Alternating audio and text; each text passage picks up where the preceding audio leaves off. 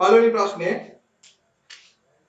කොරයිනිබැක්ටීරියම් ග්ලූටමිකම් බැක්ටීරියාව යොදා ගනිමින් නිෂ්පාදනය කරනුවේ පළවෙනි එක ප්‍රතිජීවක, දෙවෙනි එක එතනෝල්, තුන්වෙනි එක ඇමයිනෝ අම්ල, හතර විනාකිරි, පහ බීර.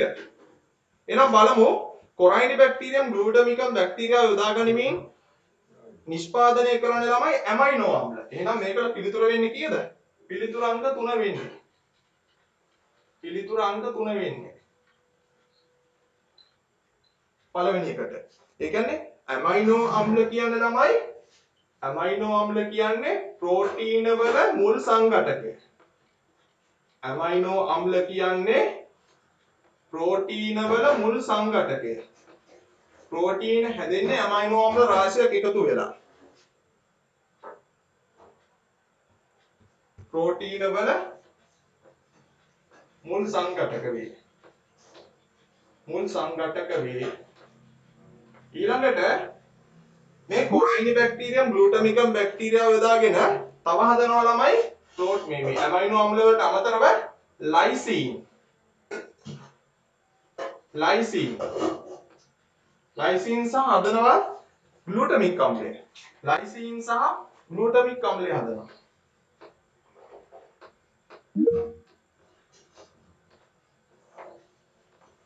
ඒවා ලියාගන්න.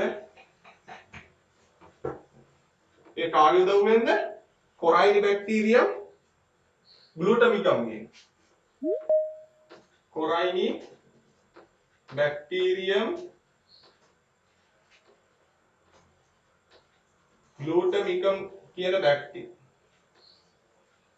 ග්ලූටමිකම් කියන බැක්ටීරියාව උපකාරී කරලා තමයි ඇමයිනෝ අම්ල වලට අමතරව තමයි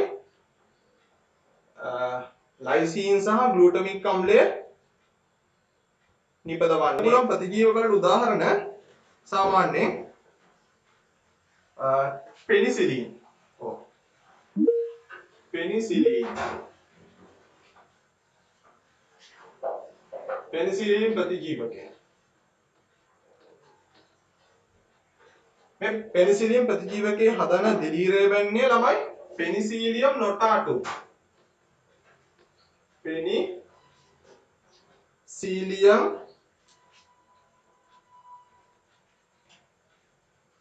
නොටාටු. මේ සමහර ළමයි එනවා යනවා. පටන් ගමු. ළමයි ප්‍රතිජීවකයක් කියන්නේ මොකද්ද? ශුද්ධ ජීවීන්ගේ ආසාදනවලදී ඒ ලෙඩ රෝගය මැඩපවත්වන්න යොදා ගන්නා තවත් ශුද්ධ ජීවී සංයෝගයකට තමයි කියන්නේ ප්‍රතිජීවකයක් කියලා. ගන්න පුළුවන් උදාහරණ පෙනිසිලියම්. පෙනිසිලින් ගන්න දිලීරය තමයි පෙනිසිලියම් නොටාටුම්. තේරුණාද? හැබැයි ළමයි ප්‍රතිජීවක ගන්න ඕන යම් ප්‍රමාණයක් තියෙනවා. ප්‍රතිජීවක වැඩියෙන් ගත්තොත් දේහයේ සිට ශුද්ධ ජීවීන් සියල්ලම විනාශ වෙනවානේ. මිනිස්යාගේ සතෙක්ගේ දේහයේ සිටින සියලුම ශුද්ධ ජීවීන් විනාශ වෙනවා. එතකොට සමහරලාට මේ ප්‍රතිජීවක ගත්තම ආසාත්මිකතාව ඇති වෙන්න පුළුවන්. හරි ළමයි. එහෙනම් අපිට ගන්න පුළුවන් ප්‍රතිජීවක, ඒ කියන්නේ ඇන්ටිබයොටික්ස් වලට ගන්න පුළුවන් උදාහරණ පෙනිසිලියම් වගේ අපිට උදාහරණ ගන්න පුළුවන්. ඊළඟට පෙනිසිලින් වගේ උදාහරණ ගන්න පුළුවන්. ඊළඟට එතනෝල්. ළමයි. එතනෝල් වලට ගන්නේ සැකරොමයිසිලිස් නේ.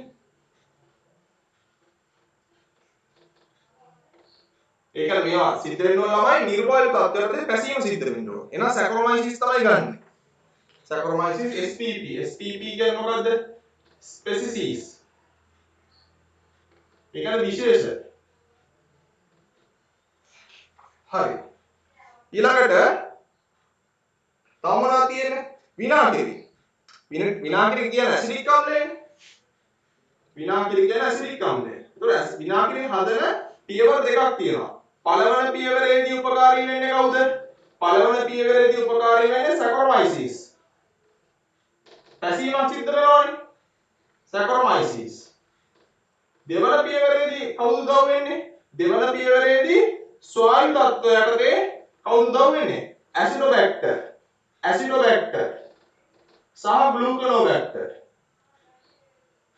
ග්ලූකනෝබැක්ටර්. ළමයි කනෙක්ෂන් අවුල් අය හිතන්න එපා මම රෙකෝඩින් එක දෙන්න. ඕගොල්ලෝ ඉල්ලන්න. හරි. එදා ළමයි 10 දෙනා ඉල්ලුවේ එච්චරයි. ළමයි 100ක් ඉන්නවා. මම දන්නේ නැහැ මෙහෙමයි ඩේටා අවුලුත් ඇති. මොකද දැන් ලොක්ඩවුන් කරලා තියෙන්නේ. අනිවාර්යෙන් ඩේටා ප්‍රශ්නයක් තියෙනවා. ගොඩක් ළමයින්ට. Compromises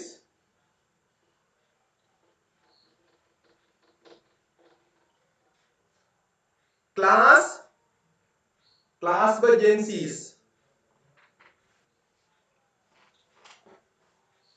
එහෙනම් මේකේ නිවැරදි පිළිතුර වෙන්නේ 1ට 3 amino ආම්ල.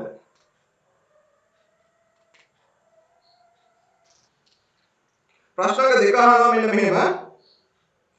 පහත සඳහන් ශුද්ධජීවීන් සලකන්න Streptococcus lactis A capital A, capital B Clostridium tetani, capital C Lactobacillus spp. spp කියන්නේ විශේෂ වර්ග. විශේෂ Lactobacillus විශේෂ. එහෙනම් ඉහත සඳහන් ශුද්ධජීවීන් අතුරින් ප්‍රශ්න අංක 2 මේ කියවන්නේ කුමන ශුද්ධජීවීන් නැත්නම් ශුද්ධජීවියා මුදෝපකිර නිෂ්පාදනය සඳහා යොදා ගනු ලබන්නේද?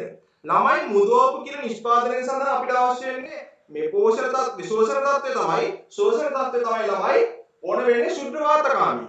ශුද්ධ වාතකාමී. ඒ කියන්නේ ඔක්සිජන් සාන්ද්‍රණය පොඩ්ඩක් තියෙන්න ඕනේ. දැන් අපිට හොඳ උදාහරණයක් ගන්න පුළුවන් කවුද? ලැක්ටෝබැසිලස්. ඒක හොඳ උදාහරණයක්. ඊළඟට අපිට ගන්න පුළුවන් ස්ට්‍රෙප්ටෝකොකස් ලැක්ටිස්. තේරුණාද? එහෙනම් A සහ C නිවැරදි. ළමයි B වල තියෙන Clostridium tetani.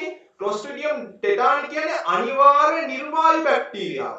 ළමයි නිර්වායු බැක්ටීරියා අපිට හරියන්නේ නැහැ මුදෝපකිරි නැත්තම් කිරි ආහාර නිෂ්පාදනය සඳහා. තේරුණාද? එහෙනම් මේක උත්තරේ මොකද්ද? ප්‍රශ්න අංක 2. ප්‍රශ්න අංක 2 මම මෙතන ලියනවා A නිවැරදි, C නිවැරදි, B වැරදි. ඔයගොල්ලෝ ලියාගන්න හරි මම කියනකොට Clostridium tetani කියන්නේ අනිවාර්ය නිර්වායු බැක්ටීරියාව. මෙයා බැක්ටීරියාවල බැසිලස් කාණ්ඩයේ ඉන්නේ. බැක්ටීරියාවල හැඩය අනුව බැසිලස් කාණ්ඩයේ තමයි ඉන්නේ. එහෙනම් B වැරදි. A සහ C වල අඩංගු මොනොසැකරයිඩ් දෙක වන්නේ. බීට්‍රූට් වල තියෙන මොනොසැකරයිඩ්. ඒක කාබෝහයිඩ්‍රේට් වල පළමු කාණ්ඩය. ඒක සරලම කාණ්ඩය. සරලම සීනි ආකාරය. ගන්න පුළුවන් උදාහරණේ මේ උත්තරේ තමයි ළමයි ග්ලූකෝස් සහ ෆ්‍රක්ටෝස්. එහෙනම් උත්තර අංක කීයද? උත්තර අංක 4. පිළිතුරු අංක 4.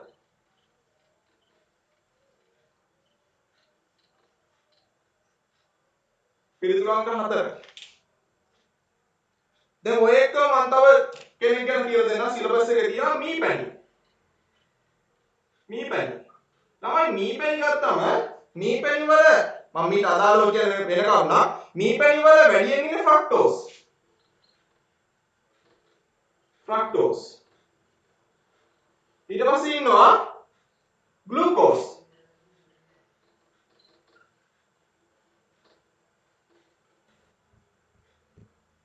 ෆ්‍රක්ටෝස් ඉන්නවා 138ක් මීපැණි වල.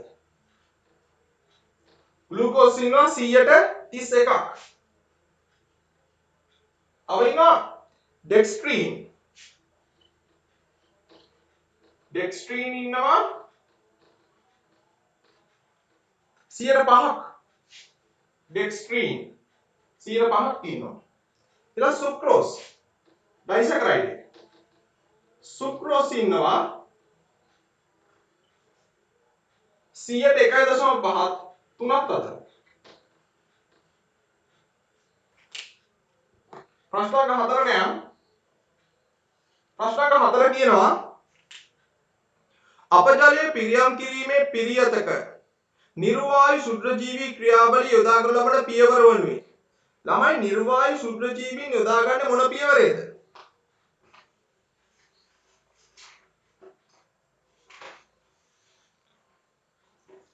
මොකද්ද? රොන්බොර ජීර්ණය නේද? එහෙනම් පිළිතුරු අංක කීයද? පිළිතුරු අංක 4.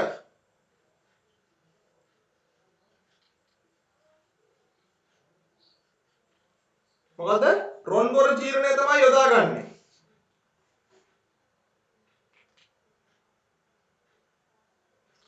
ළමයි රොන්බොර ජීර්ණය කියන්නේ ප්‍රාථමික පිරියම් කිරීමෙන් සහ ද්විතීක පිරියම් කිරීමෙන් එළියට එන, ඒ කියන්නේ අපද්‍රව්‍ය විදිහට එන ඝන කාබනික අංශු ඔක්කොම යවන්නේ නිර්වායු රොන්බොර ජීරකය කියන මේ ටැංකියට. මේ ටැංකියට තමයි යවන්නේ. මේ ටැංකියට තමයි යවන්නේ. එතකොට ළමයි මේ ටැංකිය තුල ඉන්නේ ප්‍රාථමික පිරියම් කිරීමෙන් සහ ද්විතීයික පිරියම් කිරීමෙන් ඒ ටැංකිය වල පතුලේ ප්‍රාථමික පිරියම් කිරීමේදී ඒ ටැංකියේ පතුලේ ද්විතීයික පිරියම් කිරීමේදී ඒ ටැංකියේ පතුලේ ඉතුරු වන කාබනික ඝන අපද්‍රව්‍ය තමයි ඔක්කොම නිර්වායු රොන්බොර ජීරක ටැංකියට එවන්නේ. එතකොට මේ තුල මොකද වෙන්නේ? මේ තුල ළමයි නිර්වායු සුද්ධජීවීන්ගේ ක්‍රියාකාරීත්වයෙන් නිර්වායු සුද්ධජීවීන්ගේ ක්‍රියාකාරීත්වය මොනවද හැදෙන්නේ? ජීවවායු හැදෙනවා. මොනවද හැදෙන්නේ? නිර්වායු සුද්ධජීවීන්ගේ ක්‍රියාකාරීත්වය මොනවද හැදෙන්නේ?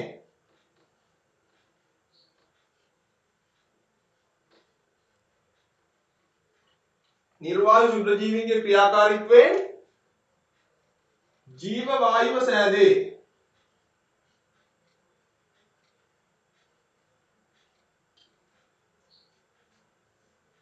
තමයි ජීව වායු ප්‍රධාන වශයෙන් අඩංගු වෙන්නේ මීතේන් වායුව.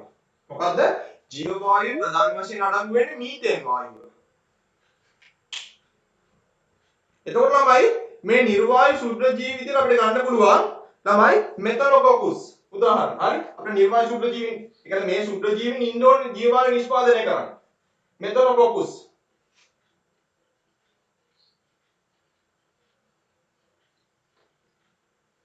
මෙතනොසාසිනා.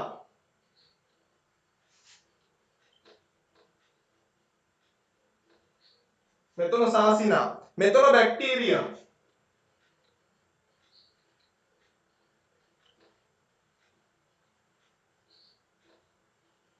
ඊළඟට මෙතනොස්පිරිලුම්.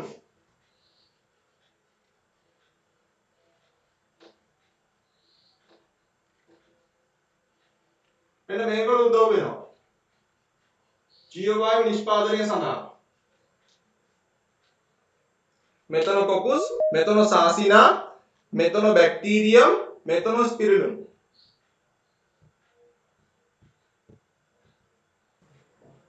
ළමයි ප්‍රාථමික පිරියම් කිරීමේදී වෙන්නේ ළමයි ජලයේ අඩංගු, ඒ කියන්නේ පාවෙන ද්‍රව්‍ය, අපද්‍රව්‍ය ඉවත් කරනවා. ඊළඟට ආයේ ප්‍රාථමික පිරියම් කිරීමේ ටැංකියට යනවා. ඒ ටැංකියේදී කාබනික ද්‍රව්‍ය සියල්ලම ටැංකියේ පතුලේ තැන්පත් වෙනවා. ඒ ජලය ටික යවනවා ද්විතීයික පිරියම් කිරීම. ද්විතීයික පිරියම් කිරීමේදී තමයි ස්වායු සුද්ධජීවීන්ගේ ක්‍රියාකාරීත්වයෙන් ජලයේ දිය වෙච්ච කාබනික අපද්‍රව්‍ය වියෝජනය කරන්නේ. පහත දී ඇති ප්‍රකාශ සලකන්න. විනාකිරි සහ සෝඩියම් හයිඩ්‍රොක්සයිඩ් ද්‍රාවණය අතර සිදුවන ප්‍රතික්‍රියාව. කැපිටල් A වල කියනවා මෙයා අම්ල භස්ම ප්‍රතික්‍රියාවකි. කැපිටල් B වල කියනවා තාපදායක ප්‍රතික්‍රියාවකි. කැපිටල් C වල කියනවා තාප අවශෝෂක ප්‍රතික්‍රියාවකි කියලා.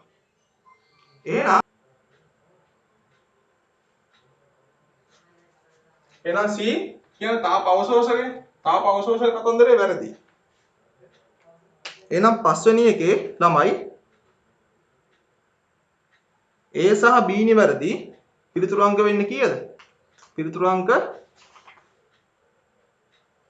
4. පිළිතුරු අංක 4 එන්නේ.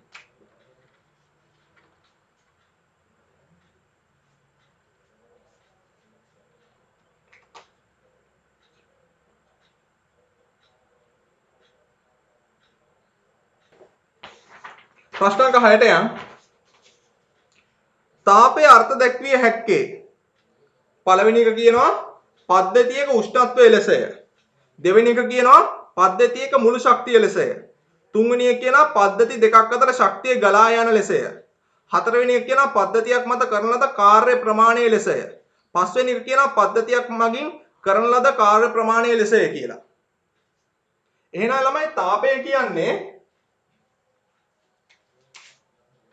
ළමයි තාපය කියන්නේ පද්ධති දෙකක් අතර ශක්තිය ගලා යාම. දැන් බලමුකෝ මම ගන්නවා වස්තු දෙකක්. ළමයි වස්තු දෙකක් ගන්නවා.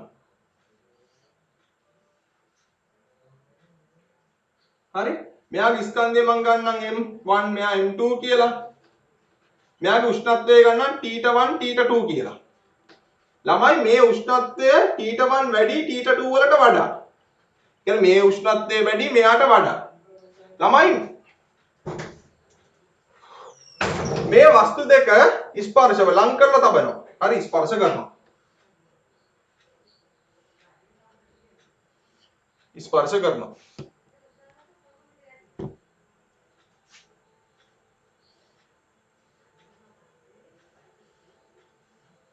එතකොට ළමයි උෂ්ණත්වයේ වැඩි වස්තුවේ ඉඳන් උෂ්ණත්වයේ අඩු වස්තුවට ගලාගෙන යන ශක්තිය. අන්නේ ගලාගෙන යන ශක්තියට තමයි කියන්නේ. මේ ශක්ති ප්‍රවාහයට තමයි කියන්නේ ළමයි. මොකද්ද? තාපය කියලා.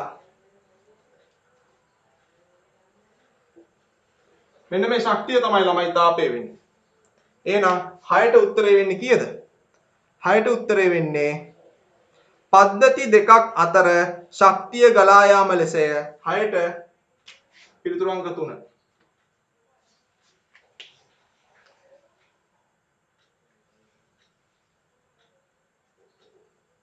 හයට පිළිතුරු අංක 3 හයට පිළිතුරු අංක 3. ළමයි මගේ මේ දතේ අමාරුවට මම මේ පේන් කිලර්ස් බිබී ඉන්නේ. හරි. මේ ටිකක් අමාරුවෙන් උගන්වන්නේ. ඔයගොල්ලෝ හින්දා මම සමහර පන්ති කරේ නැහැ. මේ දතේ අමාරුවට පේන් කිලර්ස් බිබීම ළමයි අමාරුයි ඇඟට. ඒකයි.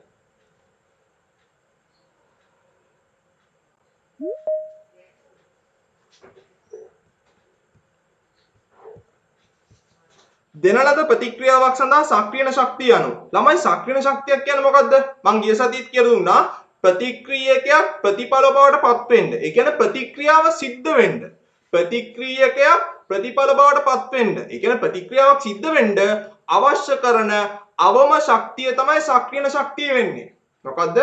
ප්‍රතික්‍රියකයක් ප්‍රතිඵල බවට පත් වීමට අවශ්‍ය කරන. ඒ කියන්නේ ප්‍රතික්‍රියාව සිදුවීමට අවශ්‍ය කරන අවම ශක්තිය තමයි සක්‍රියන ශක්තිය වෙන්නේ. එහෙනම් බලමු පළවෙනි එක ප්‍රතික්‍රියක සාමාන්‍ය ශක්ති ප්‍රමාණය. කතාව වැරදිනේ. උත්තර අංක 2 උෂ්ණත්වය සෙල්සියස් අංශක 25 සහ වායුගෝල පීඩන එකකදී ප්‍රතික්‍රියක සතු සාමාන්‍ය ශක්ති ප්‍රමාණය. නැත. සාමාන්‍ය ශක්තිය ප්‍රතික්‍රියක ගැන අහන්නේ නැහැ. මේක කියන්නේ ළමයි ප්‍රතික්‍රියකයක් ප්‍රතිඵල බවට පත් වෙන්න අවශ්‍ය කරන අවම ශක්තිය. ඒ කියන්නේ ප්‍රතික්‍රියාවක් සිද්ධ වෙන්න අවශ්‍ය කරන අවම ශක්තිය. 3 ප්‍රතික්‍රියක සහ ප්‍රතිඵල අතර ශක්ති වෙනසයි. වැරදිනේ. 4 ප්‍රතික්‍රියාව ආරම්භ කිරීමට අන්න ප්‍රතික්‍රියාවක් සිද්ධ කරන්න අවශ්‍ය කරන අවම ශක්තිය තමයි සක්‍රියන ශක්තිය වෙන්නේ. එහෙනම් නිවැරදි පිළිතුර වෙන්නේ කීයද? 7ට. 7ට නිවැරදි පිළිතුර 4යි. 7ට නිවැරදි පිළිතුර 4යි.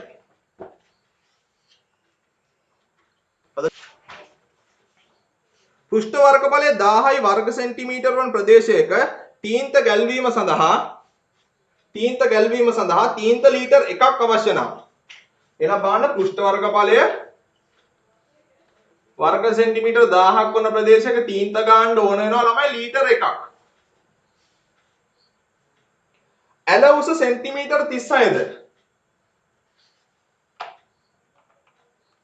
කරන්ට් ඔෆ්සෙට් එකේ ඇල උස සෙන්ටිමීටර 36යි. හේතුවක් ළමයි ඇල උස සෙන්ටිමීටර 36යි. එන ඇල උස සෙන්ටිමීටර 36යි. පතුලේ අරය සෙන්ටිමීටර 14යි.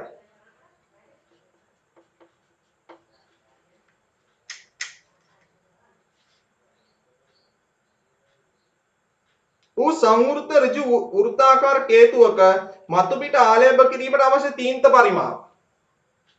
එහෙනම් මේ අහන්නේ මේ කේතුවේ පෘෂ්ඨ වර්ගඵලයනේ. ළමයි කේතුවේ පෘෂ්ඨ වර්ගඵලය කියන්නේ කොහොමද?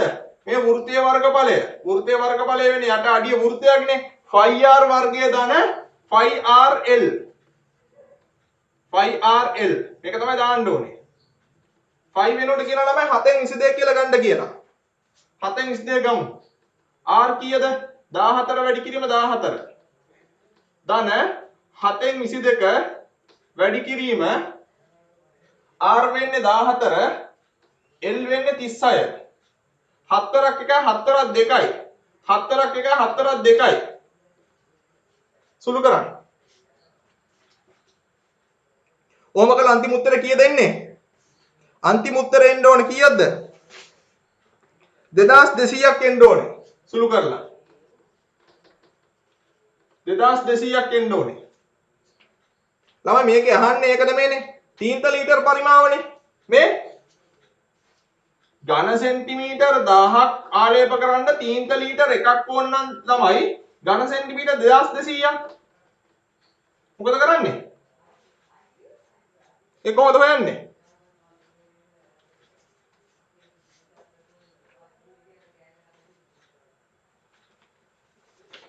මෙන්න මෙහෙමයි ළමයි. සරල ක්‍රමයක් තියෙනවා. බලා ගන්නකො.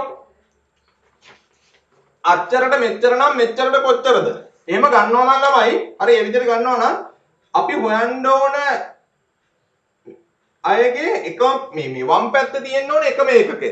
මේ බලන්න වර්ග සෙන්ටිමීටර් වර්ග සෙන්ටිමීටර්. හොයන්න ඕන කෙනා ඉන්න ඕනේ මේ විදිහට දෙවෙනි පේළිය දකුණු අත පැත්තේ. එහෙම තිබ්බොත් ළමයි අපිට පුළුවන් මෙයාගෙන් මෙයා බෙදලා ඒන උත්තරේ මෙයාගෙන් වැඩි කරන්න. ඒ කියන්නේ ලීටර් 1 බෙදනවා 1000 වර්ග සෙන්ටිමීටර්. වැඩි කරන්න 2200යි වර්ග සෙන්ටිමීටර්. තමයි වර්ග සෙන්ටිමීටර් කැපෙනවා. 2200 බෙදන්න 1000න් උත්තරේ කීයද එන්නේ? 2.2. 2.2 ලීටර්. එහෙනම් පිළිතුරු අංක කීයද? පිළිතුරු අංක 2.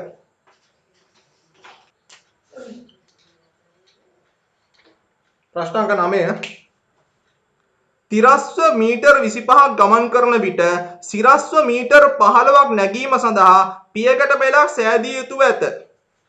ඒ කියන්නේ සිරස්ව කොච්චරක් යනවද උස? සිරස්ව මීටර් 5ක මීටර් 15ක් යනවා.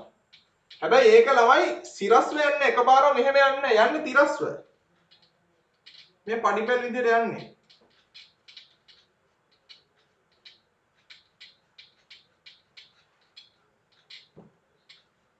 මේ විදිහට යන්නේ. එතකොට ළමයි කියනවා තිරස්ව එතකොට කීයක් යනවද? තිරස්ව යනවා මීටර් 25ක්. ළමයි මේකේ දත්ත ගොඩක් දීලා තියෙනවා. හැම එකම ඕන වෙන්නේ නැහැ. මේ සඳහා පළල සෙන්ටිමීටර් 25ක් සහ උස සෙන්ටිමීටර් 15ක් වන පියකට පෙළවල් කීයක් ඕනද? එහෙනම් මේ පියකට පෙළක උස කීයද? සෙන්ටිමීටර් 15යි. අයියෝ සම්පූර්ණ මීටර් 15යිනේ. මීටර් 15 කියන්නේ සෙන්ටිමීටර් වලින් කීයද? 1500යිනේ. එයා බෙදනවා එක පියකට පෙළක උසනේ අපිට ඕනේ. පළල ඕනේ නැහැ ළමයි. පළල සෙන්ටිමීටර් 25 ඕනේ නැහැ. මේ උස කීයද? 15යි සෙන්ටිමීටර්. සෙන්ටිමීටර් කැපෙනවා 1500 බෙදීම 15 උත්තරේ කීයද? 100යි. එහෙනම් පියකට පෙළ කීයක් ඕනද? 100ක් ඕනේ. පිළිතුරු අංක කීයද? පිළිතුරු අංක 4. 9ට 4. ළමයි ඕකේ වැඩිපුර දත්ත දීලා තියෙනවා.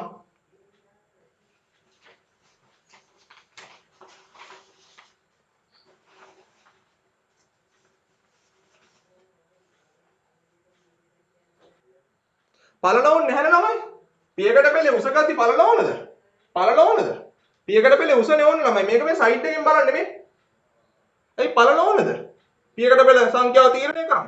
පළල ළමයි තිරසට මෙහෙම යනවනේ. අපිට ඕනේ සිරසට ගන්න ටික.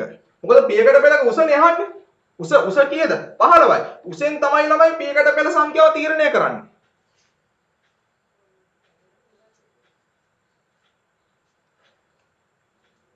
ළමයි පළල 25. පොඩ්ඩක් ඕගොල්ලෝ 100ට නගා ගන්නකො ළමයි පඩිපෙළ. මේවා ET වලක් තියෙනවා. පඩිපෙළ මේ සම්මත පඩිපෙළක පිරිවෙතර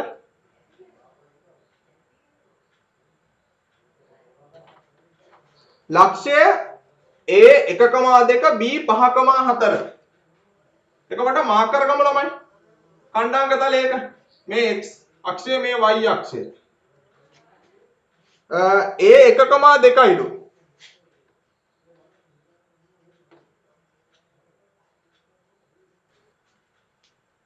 b 5,4යි.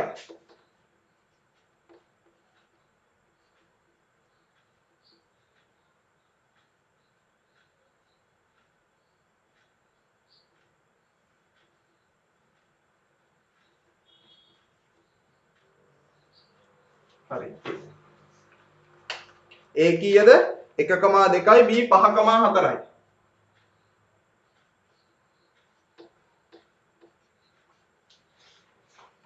යාකරන AB නම් රේඛා khණ්ඩය සලකන්න. AB හි මධ්‍ය ලක්ෂය හරහා යන AB ට ලම්බක රේඛාව y අක්ෂය ඡේදනය කරන්න.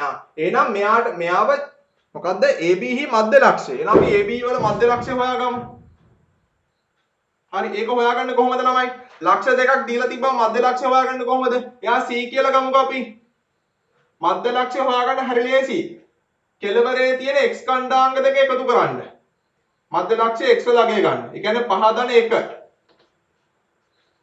5 × 1. මේ මෙතන 1 මෙතන 5.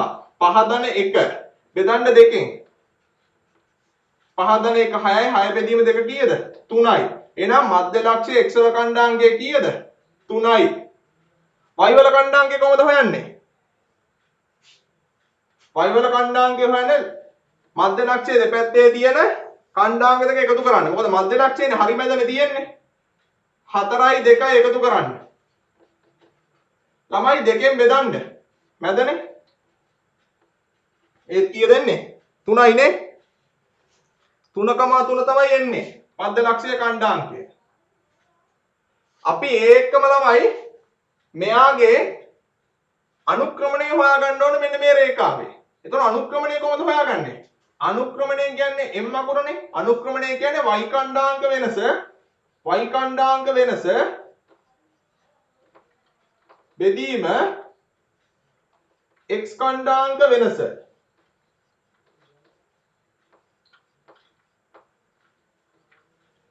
y ඛණ්ඩාංග වෙනස බෙදීම x ඛණ්ඩාංග වෙනස. තමයි මේක පොඩ්ඩක් නම් කරගමු. මම නම් කරන්නම් දැන් මේ රේඛාවේ අනුක්‍රමණය ඕනේ. මැද ලක්ෂය අපි ගන්න නැතු ඉමුකෝ. මෙයා x1. මෙයා y1. මෙයා x2. මෙයා y2 කියලා ගමුකෝ. එහෙනම් y ඛණ්ඩාංග වෙනසනේ. එහෙනම් අපිට ගන්න වෙන්නේ y ඛණ්ඩාංග වෙනස. එහෙනම් y2 ඍණ y1 නැත්නම් y1 ඍණ y2. දෙකෙන් එකක් ලියන්න පුළුවන් කැමති එකක්. එහෙනම් ගමු y2 ඍණ y1 බෙදීම x ඛණ්ඩාංග වෙනස x2 ඍණ x1. එහෙනම් y2 ඍණ y1 ගත්තොත් ළමයි x ඛණ්ඩාංග ගන්න ඕනේ x2 ඍණ x1. පිළිවෙලක් තියෙන්න ඕනේ. y2 කීයද? 4යි. y1 කීයද? 2යි. බෙදීම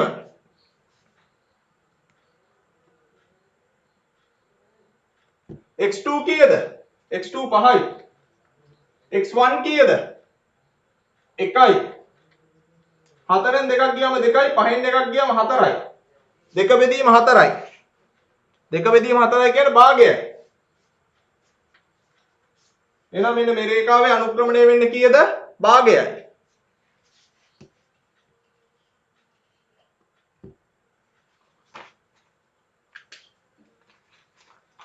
දැන් මේ ගාන යහන්නේ AB හි මධ්‍ය ලක්ෂය. ඒ කියන්නේ මේ C මධ්‍ය ලක්ෂය හරහා යන AB ට ලම්බක රේඛාව y අක්ෂය ඡේදනය කරන ලක්ෂය.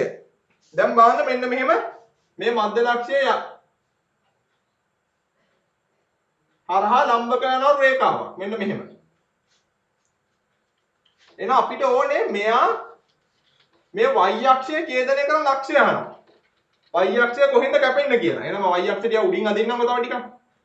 මෙහෙම අදින්නම් ගොනේ. මේ y අක්ෂය ඡේදනය කරන ලක්ෂය තමයි අහන්නේ. මෙන්න මේ ඡේදනය කරන ලක්ෂය ඛණ්ඩාංග තමයි අහන්නේ. මෙන්න මෙතන තමයි අහන්නේ.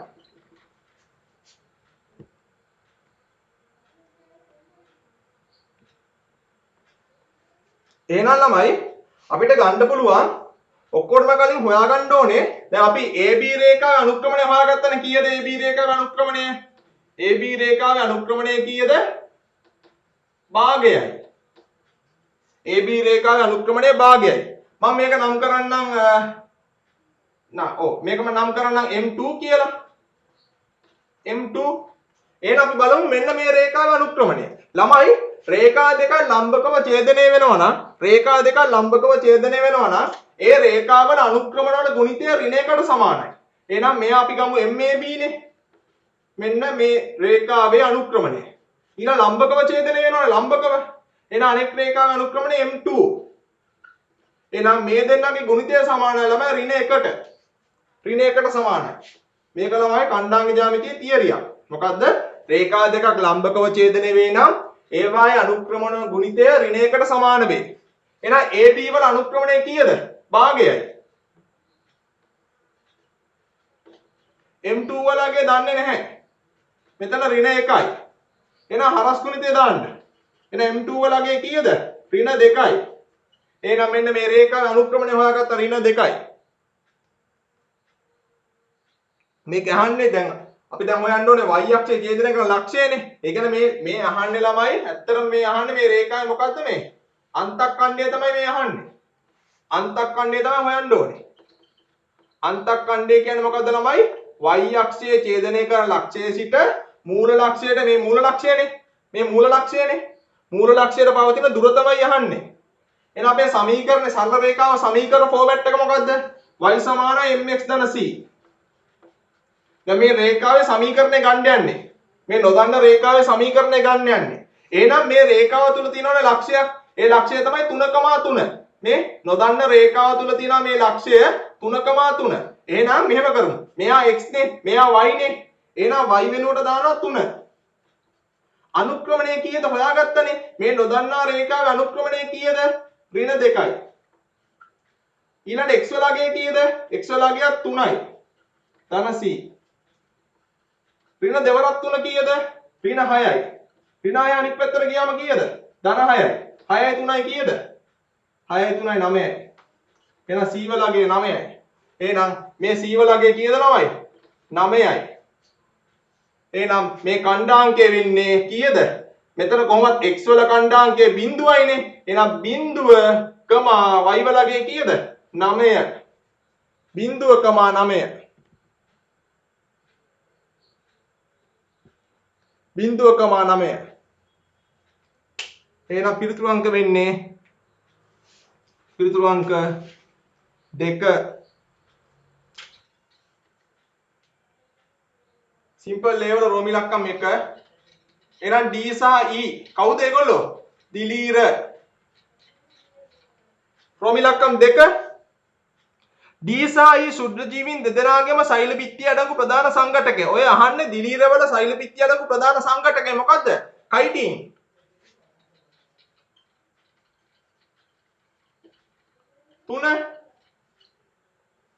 තුන අහනවා E ශුද්ධජීවියා භාවිතයෙන් කුමන ප්‍රතිජීවකය නිෂ්පාදනය කරයිද? දැන් E වල ඉන්නේ කවුද? පෙනිසිලියම්. මොකද්ද? E වල ඉන්නේ පෙනිසිලියම්. එහෙනම් මොකද්ද හැදෙන ප්‍රතිජීවකය? හැදෙන්නේ පෙනිසිලින්.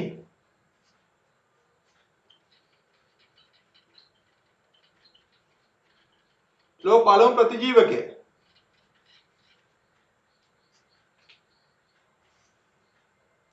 රෝම ඉලක්කම් 4.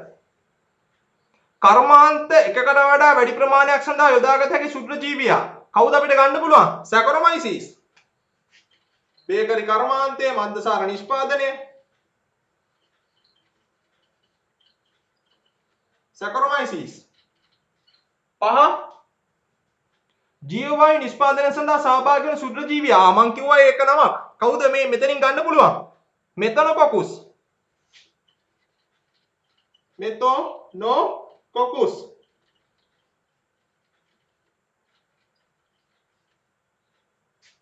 අනිවාර්ය නිර්වායු තත්ත්වය යටතේ පමණක් වර්ධනය වන ශුද්ධජීවියා. ඒ කියන්නේ ඔක්සිජන් නැති අවස්ථාවලදී කවුද? ක්ලොස්ට්‍රිඩියම්.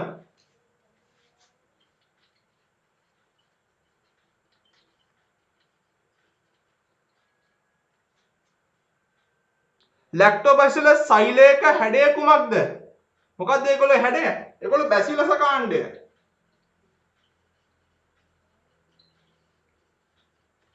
ඒගොල්ලෝ බැසිලස ළමයි. නැත්නම් අපිට කියන්න පුළුවන් දණ්ඩාකාර කියලා. ඊළඟ මොකක්ද දාන්න B කොටසේ? ශුද්ධජීවීන් පැසවීමේ ක්‍රියාවලිය මගින් විනාකින නිෂ්පාදනය කරනු ලැබේ. විනාකින නිෂ්පාදනයේ ප්‍රධාන පියවර දෙක පහත ආකාරයෙන් දැක්විය හැක. අමුද්‍රව්‍ය තියෙනවා. ඒක පොඩ්ඩක් මම ලියන්නම්කෝ.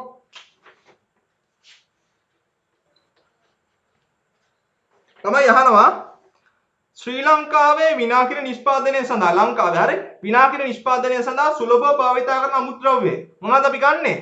පොල් පුෂ්ප මංජරි යුෂ නේද? එහෙනම් අපි ලියන්න පුළුවන් පොල් පුෂ්ප මංජරි යුෂ. තවයිට ලියන්න පුළුවන් මෙන්න මෙහෙම ලියන්නත් පුළුවන්. මීරා කියලා කියනවනේ ඒවට. නැත්නම් තෙලිච්ච කියලාත් කියනවා. තෙලිච්ච කියලාත් කියනවා. ප්‍රොමිලකම් 2 X වල අන්තර්ගත ඩයිසැකරයිඩ් මොනවද තියෙන්නේ ඩයිසැකරයිඩ්? සුක්‍රෝස්. මේවා තියෙන සුක්‍රෝස්. 3 X හඳුනා ගැනීම සඳහා භාවිතා කරන ප්‍රායෝගික පරීක්ෂණය. අපි සුක්‍රෝස් හඳුනා ගැනීම සඳහා කරන පරීක්ෂාව මොකද්ද? බෙනඩික්ට් පරීක්ෂාව හෝ ෆේලින් පරීක්ෂාව. බෙනඩික්ට් පරීක්ෂාව නැත්නම් ෆේලින් පරීක්ෂාව.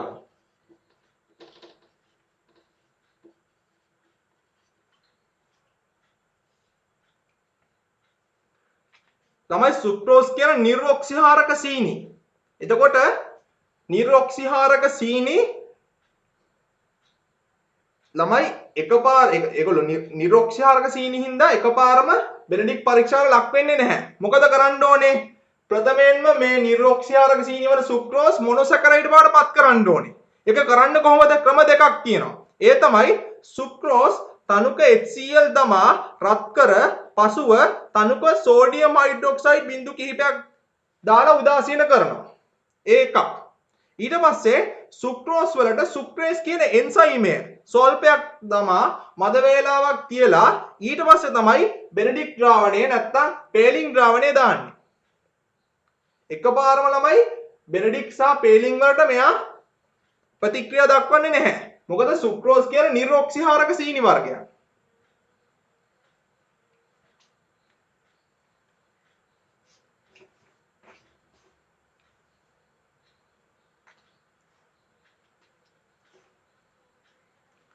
ප්‍රොමිලකම් 4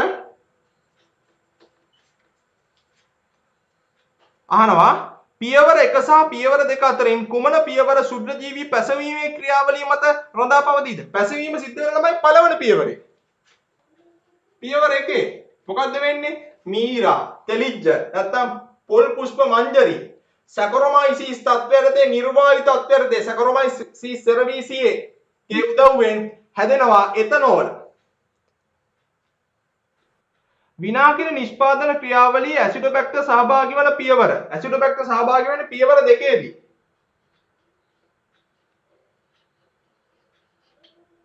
පියවර දෙකේදී.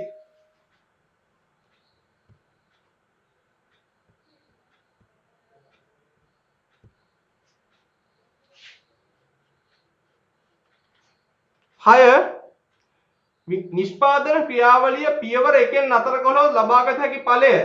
පියවර 1න් නතර වුණොත් මොකද්ද මේ හැදෙන ඵලය? එතනෝල්.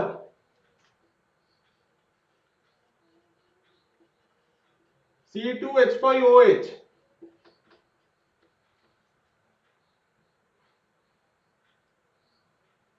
මේක තමයි ව්‍යුහ සූත්‍රය. C2H5OH. ප්‍රොමිලකම් 7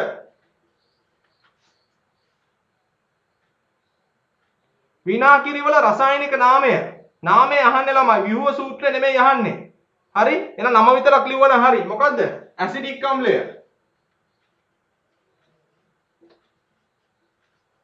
ඇසිඩික් අම්ලය. ළමයි ඕකේ තියෙන ද්‍රව ප්‍රසාරණය ගැන. මම පොඩ්ඩක් කියලා දෙන්නම්. කෙටියෙන්. ළමයි ඝනයක් ප්‍රසාරණය වෙනවා වගේම ළමයි ද්‍රවත් ප්‍රසාරණය වෙනවා. හැබැයි කේස් එක තියෙන ද්‍රවයක් ළමයි නිදහස්ව ඉන්නේ නැහනේ. ද්‍රවයක් ඉන්නේ කිසියම් පෘෂ්ඨයක් එක්ක බැඳිලා. නැත්තම් කිසියම් ඝන වස්තුවක් එක්ක බැඳිලා තමයි ඉන්නේ. එතකොට අපි හිතමු මෙන්න මෙහෙම අවස්ථාවක්. මං ගන්නවා වට අඩි ප්ලාස්කුවක්. වට අඩි ප්ලාස්කුවක් ගන්නවා. මේ ප්ලාස්කුව අරගෙන මම ජලයෙන් පුරවනවා. ජලයෙන් පුරවලා මම තාපන දගරයක් හීට් කොයිල් එක සම්බන්ධ කරනවා. සම්බන්ධ කරලා මම පියනකින් වහනවා. පියනකින් වහලා වීදුරු නලයක් මෙයාට දානවා. එතකොට වීදුරු නලයක් දැම්මට පස්සේ යම් තාක් දුරකට ජලය ඉන්නවා. හරි. ජලය දැන් හිතමුකෝ දැන් මේ තත්ත්වයේ ඉන්නවා කියලා. මේ මට්ටමේ තමයි ඉන්නේ. ජලයේ කැපිටල් A මට්ටමේ තමයි ඉන්නේ. දැන් මං කිව්වනේ ද්‍රවයක් ළමයි තනිවම නිදහස්ව ඉන්නේ නැහනේ. යම් කිසි වාජනයක් එක්ක නැත්නම් පෘෂ්ඨයක් එක්ක බැඳිලා තමයි ඉන්නේ. එතකොට ළමයි හොඳට මතක තියාගන්න ඝනයක ප්‍රසාරණය වගේ 10 ගුණයක් ද්‍රවයක ප්‍රසාරණය. ඒ කියන්නේ ඝනයක ප්‍රසාරණය වෙනවා වගේ 10 ගුණයකින් ඉක්මනින් ද්‍රවයක ප්‍රසාරණය සිද්ධ වෙනවා.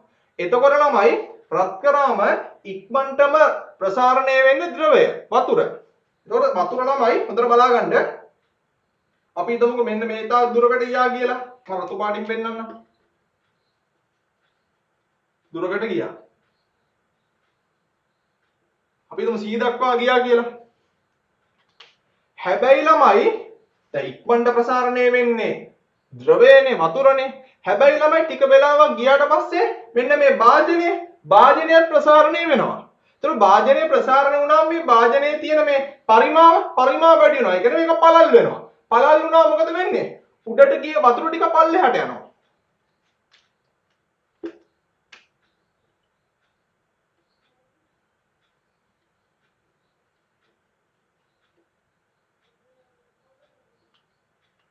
පහළට යනවා. එතකොට අපිට පේන්නේ A සිට C දක්වා ගියා කියලා නෙමෙයි. A සිට B දක්වා ගියා කියලා විතරයි පේන්නේ. තේරුණාද? එතකොට A සිට C දක්වා ගිය එක තමයි මේ ද්‍රවයේ ඇත්තටම සිදුවෙච්ච ප්‍රසාරණය. ද්‍රවයේ සත්‍ය ප්‍රසාරණය.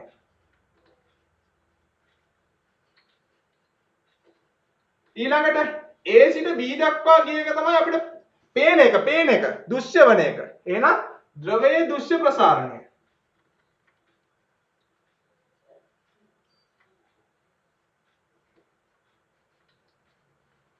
ළමයි දැන් බලන්නකෝ C වල තිබ්බ මේ දැන් හරිනම් ද්‍රවය විතර ප්‍රසාරණය වුණා නම් ළමයි C දක්වා යනවා. දැන් අර භාජනය ප්‍රසාරණය වුණ හින්දායි C දක්වා තිබ්බ වතුර ටික B ට පල්ලෙහාට බැස්සේ. එහෙනම් භාජනයේ ප්‍රසාරණයේ හින්දා කොච්චර ප්‍රමාණයක් අඩු වුණාද? C වල ඉඳන් B දක්වානේ.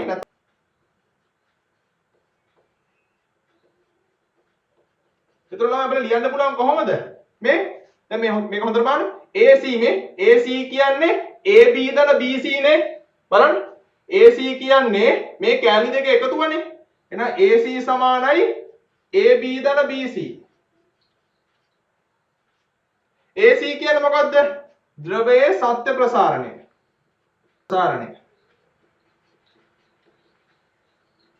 AB කියන්නේ ද්‍රවයේ දෘශ්‍ය ප්‍රසාරණය.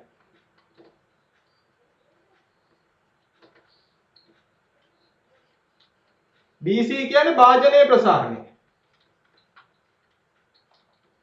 ආයි කියලා දෙන්නම්. මේක හොඳට අහගන්න. ළමයි පැතලියටි ප්ලාස්කුවක් ගත්තා. වතුරෙන් පිරෙව්වා. ඊළඟට හරි. අපි රත් කරොත් අපිට මෙයා ඕනේ නැහැ. ළමයි නැත්තම් කමන්නේ. හරි. හොඳට අහගන්න. පැතලියටි ප්ලාස්කුවක් ගත්තා. වතුරෙන් පිරෙව්වා. ඊළඟට තාපන දඟලයක් සවි කරා. තාපන දඟලයක් සවි කරලා වීදුරු නලයකුත් සවි කරනවා. සවි කරලා උඩ වහනවා පියනකින්. වහලා මේ තාපන දඟලයට විදුලිය සපයනවා. විදුලිය සපයව මොකද වෙන්නේ? මේ පද්ධතිය රත් වෙනවා. ළමයි ද්‍රවයක් නිදහස්ව ඉන්නේ නැහනේ. ද්‍රවයක් ඉන්නේ යම්කිසි පෘෂ්ඨයක් එක්ක බැඳිලා. ප්‍රධාන වශයෙන් ඝනයක් එක්ක බැඳිලා තමයි ඉන්නේ. හැබැයි ළමයි ඝනයක් සහ ද්‍රවයක් ගත්තොත් ප්‍රසාරණය වෙන්නේ වැඩියෙන් ද්‍රවය. එහෙනම් ඉක්මනට ප්‍රසාරණය වෙන්නේ ද්‍රවය. එතකොට මේ A වල තිබ්බ වතුර ටික C දක්වා ගියා. හැබැයි ටික වෙලාවකින් ඝනය ප්‍රසාරණය වෙන හින්දා ඒ කියන්නේ මේ ප්ලාස්කෝ ප්‍රසාරණය වෙන හින්දා යාගේ පරිමාව වැඩි වුණා. දැන් පළල් වුණා මොකද වෙන වතුර ටික පල්ලෙහාට බැස්සා. එහෙනම් C වල තිබ්බ වතුර ටික B වලට බැස්සා. හැබැයි A වල ඉඳන් C වලට තමයි මේ ද්‍රවයේ ඒ රත් කිරීමේදී සිදුවෙච්ච ඇත්තම ප්‍රසාරණය. එහෙනම් A සිට C දක්වා කියන්නේ ද්‍රවයේ සත්‍ය ප්‍රසාරණය. හැබැයි පේන්නේ A සිට B දක්වා ගියා කියලා විතරයි. ඒක තමයි ද්‍රවයේ දෘශ්‍ය ප්‍රසාරණය. එහෙනම් අර C වල හිටපු එක්කෙනා B දක්වා පල්ලෙහාට බැස්සේ කාගේ බලපෑමෙන්ද? කාගේ ප්‍රසාරණයේ බලපෑමෙන්ද? භාජනීය ප්‍රසාරණය. එතකොට ළමයි බලන්න මේ AC කියන්නේ AB ධන BC. AC කියන්නේ AB ධන BC. ඒ කියන්නේ ද්‍රවයේ සත්‍ය ප්‍රසාරණය කියන්නේ ද්‍රවයේ දෘශ්‍ය ප්‍රසාරණය එකතු කිරීම භාජනීය ප්‍රසාරණය. තේරුණාද? මේක ලියා ගන්නකො. ගාන හදන්න කලින්. කියන්නේ මේ ද්‍රවය ඇත්තටම වැඩි වෙන පරිමාව අපි හිතමුකෝ ඝන සෙන්ටිමීටර 1ක් කියලා. හරි ඝන සෙන්ටිමීටර 1ක් කියලා. එතකොට පේන්න වැඩි වෙන පරිමාව ඝන සෙන්ටිමීටර 0.5යි. එතකොට භාජනීය ප්‍රසාරණය කීයද? ඉතුරු 0.5. මේ අපි හිතමු ඝන සෙන්ටිමීටර ප්‍රසාරණයෙන් එන පරිමාව ගමු ඝන සෙන්ටිමීටර 1ක් කියලා. ඝන සෙන්ටිමීටර 1ක් වැඩි වුණා. සත්‍ය ප්‍රසාරණය. ඇත්තට වැඩි වෙච්ච ප්‍රසාරණය. එතකොට දෘශ්‍ය ප්‍රසාරණය අපි හිතමු ගණන් කරොත් 0.8යි ඝන සෙන්ටිමීටර කියලා. එතකොට භාජනීය ප්‍රසාරණය වෙන්නේ කීයද? 0.2යි.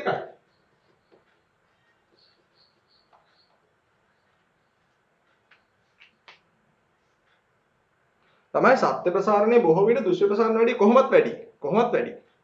සත්‍ය ප්‍රසාරණය කොහොමත් වැඩි දෘශ්‍ය ප්‍රසාරණය පරිමාවට වඩා. මොකද භාජනීය ප්‍රසාරණය ගන්න ඉතුරු ටික.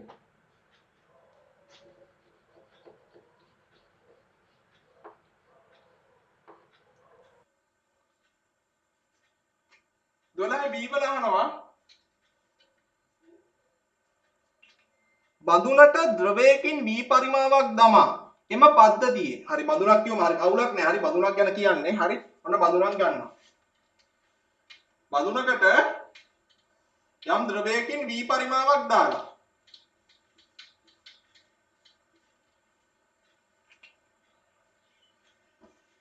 V පරිමාවක් දමා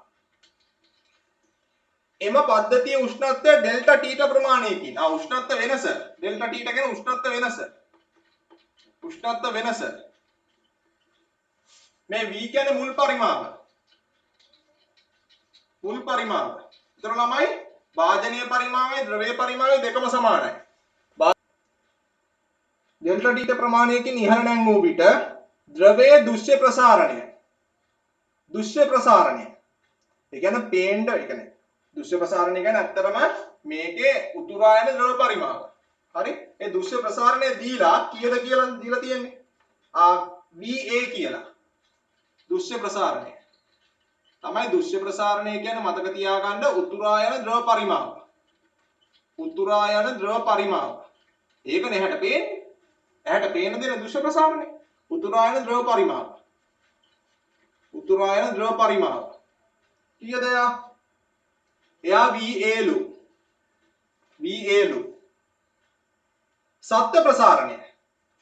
සත්‍ය ප්‍රසාරණය කියන්නේ ද්‍රවයේ ඇත්තටම සත්‍ය ප්‍රසාරණය ඇත්තට වැඩි වෙන ප්‍රමාණය මොකද හේතුව මේ ද්‍රවයේ ඇත්තට වැඩි වුණාත් අර භාජනීය ප්‍රසාරණය වෙන හින්දා භාජනීය පරිමාව වැඩි වෙන හින්දා ඒ ටික අඩු වෙනවානේ සත්‍ය ප්‍රසාරණය VR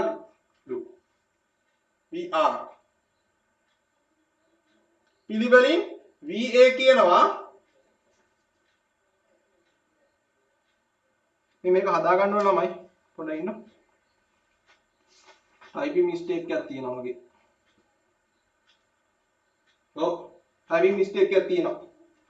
typing mistake එකක් තියෙනවා පේපරේ හරි VA වෙන්නේ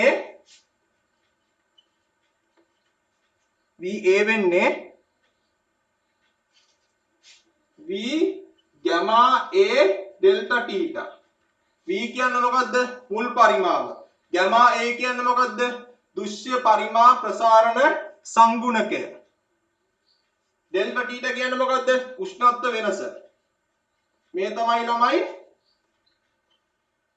දුෂ්‍යව වැඩි වූ පරිමාව හොයන සමීකරණය. ඊළඟට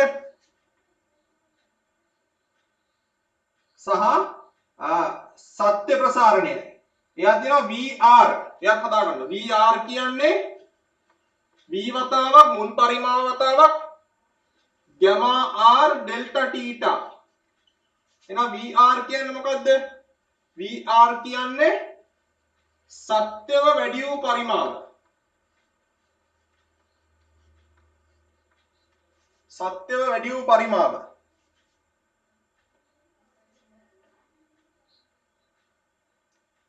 මෙහි gamma a සහ gamma r යනු දෘශ්‍ය ප්‍රසාරණ සංගුණකය සහ සත්‍ය ප්‍රසාරණ සංගුණකයයි. මේ gamma a කියන්නේ මොකද්ද? දෘශ්‍ය ප්‍රසාරණ සංගුණකය. gamma r කියන්නේ මොකද්ද? සත්‍ය ප්‍රසාරණ සංගුණකය. හරි. තාම මේ ගාන කියව විතරයි. හදන්න දෙයක් නැහැ නෝතන. ප්‍රොමිලක්කම් එකට යන්න ඊට පස්සේ. ප්‍රොමිලක්කම් එකට යන්න.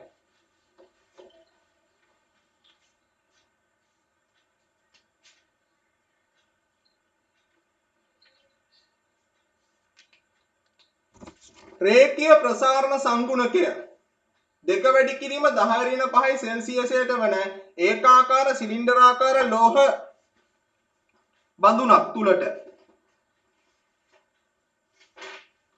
ඒකාකාර සිලින්ඩරාකාර ලෝහ බඳුනක් තුලට සත්‍ය පරිමා ප්‍රසාරණ සංගුණකය දෙක වැඩි කිරීම 10⁴ සෙල්සියසයට වන ද්‍රවයකින් ඝන සෙන්ටිමීටර් 120ක පරිමාවක් පුරවා ඇත. ඕක අදගම් වාදනයක් තියෙනවා. මේ වාදනය ගැන විස්තරය ලියාගමු ළමයි හොඳට පැටලෙන්නේ නැතුව අපි හිමීට කරමු. හරි? මෙයාගේ රේඛීය ප්‍රසාරණ සංගුණකයේ වාදනය රේඛීය ප්‍රසාරණ සංගුණකය කියන්නේ ඇල්ෆා. ඇල්ෆා වලින් කියන්නේ මොකද? රේඛීය ප්‍රසාරණ සංගුණකය. ළමයි වාදනය කියන්නේ ඝණයක්නේ. හොඳට මතක තියාගන්න. වාදනය කියන්නේ ඝණයක්. ඒතර ඝණයක පරිමා ප්‍රසාරණ සංගුණකයේ සූත්‍රය තමයි දාන්න ඕනේ. එයාගේ අගය කීයද? එයාගේ රේඛීය ප්‍රසාරණ සංගුණකය දෙක වැඩි කිරීම 10⁵ හැබැයි ළමයි මේක සිද්ධ වෙන පරිමාව වැඩි වීමක්නේ. ඒතකොට අපිට ඇල්ෆා නෙමෙයි දාන්න ඕනේ ගැමා. පරිමා ප්‍රසාරණ සංගුණකය තමයි දාන්න ඕනේ. ඒක පස්සේ දාමු. මොකද්ද පුරවල තියෙන්නේ? පුරවල තියෙනවලු ඔන්න සත්‍ය පරිමා ප්‍රසාරණ සංගුණකය අන්න එක දීලා. සත්‍ය පරිමා ප්‍රසාරණ සංගුණකය දෙක වැඩි කිරීම 10⁴ පරිමාවනේ. දෙක වැඩි කිරීම 10⁴ සෙල්සියසයට. તો සත්‍ය පරිමා ප්‍රසාරණය මොකද්ද අකුර? මේ තියෙන සත්‍ය gamma r නේ. gamma r කියලා දාන්න මෙතන r. gamma r. කොච්චර පරිමාවක්ද තියෙනවද ළමයි? ඝන සෙන්ටිමීටර් 120ක්. ආරම්භක පරිමාව තමයි මෙන්න මේ දෙන්නේ ඝන සෙන්ටිමීටර් 120යි. 120යි. තාම මේ ගාන කියවන්නේ. පද්ධතියේ උෂ්ණත්වය අංශක සෙල්සියස් අංශක 30 සිට 60 දක්වා ඉහළ නංවනවා. එහෙනම් ඩෙල්ටා තීටා කියන්නේ අවසාන උෂ්ණත්වය අඩු කිරීම ආරම්භක උෂ්ණත්වය. අවසාන උෂ්ණත්වය කීයද මේ ගානේ? සෙල්සියස් අංශක 60යි. සෙල්සියස් අංශක 60යි.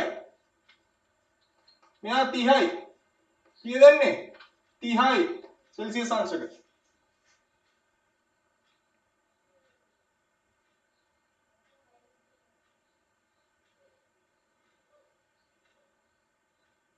ද්‍රවයේ දෘශ්‍ය සහ සත්‍ය ප්‍රසාරණය. ඒ කියන්නේ ඇත්තටම වැඩි වෙච්ච පරිමාව සහ අපිට පේන්න වැඩි වෙච්ච පරිමාව තමයි අහන්නේ.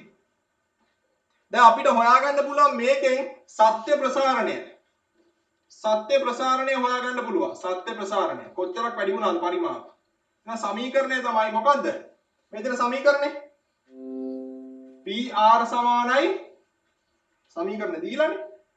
V වතාවක් gamma r delta theta මේක දාන්න. මුල් පරිමාව කීයද? 120යි. gamma r කීයද? දෙක වැඩි කිරීම 10⁴ උෂ්ණත්ව වෙනස කීයද? 30යි. මේක සුළු කරන්න. කීයද එන්නේ? 0.72 වර්ග සෙන්ටිමීටර්. එහෙනම් ඇත්තම වැඩි වෙච්ච පරිමාව කීයද? 0.72යි. ඊට පස්සේ අහනවා දෘශ්‍ය වැඩි වෙච්ච පරිමාව. දැන් ඒක හොයන්න ළමයි දැන් ඇත්තම වැඩි වෙච්ච පරිමාව හොයන්න අපි gamma r මෙන්න මේ සංගුණකය ගත්තනේ. එතකොට දෘශ්‍ය වැඩි වෙච්ච පරිමාව හොයන්න අපි ගන්න ඕනේ මෙන්න මේ සංගුණකය gamma a. ඒක හොයාගන්න ඕනේ. ඒක හොයාගන්න තියෙන ළමයි අර සමීකරණය. මොකද්ද සමීකරණය? මේ සමීකරණය දෙන මතක තියාගන්න ඒ තමයි gamma සත්‍ය පරිමා ප්‍රසාරණය සමානයි gamma දෘශ්‍ය වතාවක් gamma භාජනය. මෙන්න මේ සමීකරණය. අර අපි සමීකරණ ඉස්සෙල්ලාම ලියාගත්තේ මොකද්ද? භාජනයේ මේ ද්‍රව්‍ය සත්‍ය ප්‍රසාරණය සමානයි ද්‍රව්‍ය දෘශ්‍ය ප්‍රසාරණය එකතු කිරීම භාජනයේ ප්‍රසාරණය. ඒකෙන් තමයි මේ සමීකරණය ගත්තේ. නැත්තම් මේක අමතක කරලා මතක තියාගන්නකො මෙහෙම. මේක මතක තියාගන්නකො. මතක තියාගන්නකො. gamma සත්‍ය සමානයි gamma දෘශ්‍ය වතාවක් gamma භාජනය. ළමයි මේ gamma සත්‍ය gamma දෘශ්‍ය ගන්නෙ මේ ද්‍රවයට. gamma භාජනය ගන්නෙ මේ ඝණයට. භාජනය කියන්නේ ඝණයක්නේ.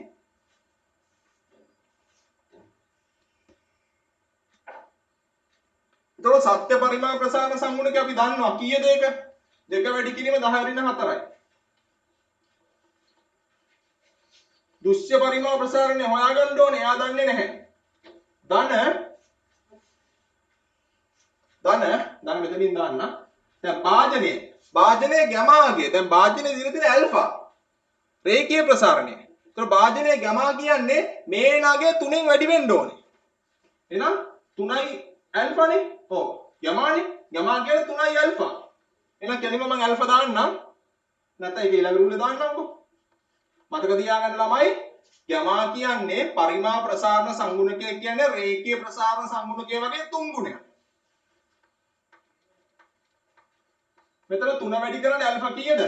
ඇල්ෆා 2 වැඩි කිරීම 10/5. දැන් මේක සුළු කරන්න. සුළු කරාම එන්නේ මම සුළු කිරීම කරන්නේ නැහැ ළමයි. ඔයගොල්ලෝ පොඩ්ඩක් බලන්න සුළු කිරීම. හරි? මම ගෙලින් උත්තරේ දානවා. උත්තරේ එනවා 1.4 වැඩි කිරීම sorry. ඔව් 1.4 වැඩි කිරීම 10/4.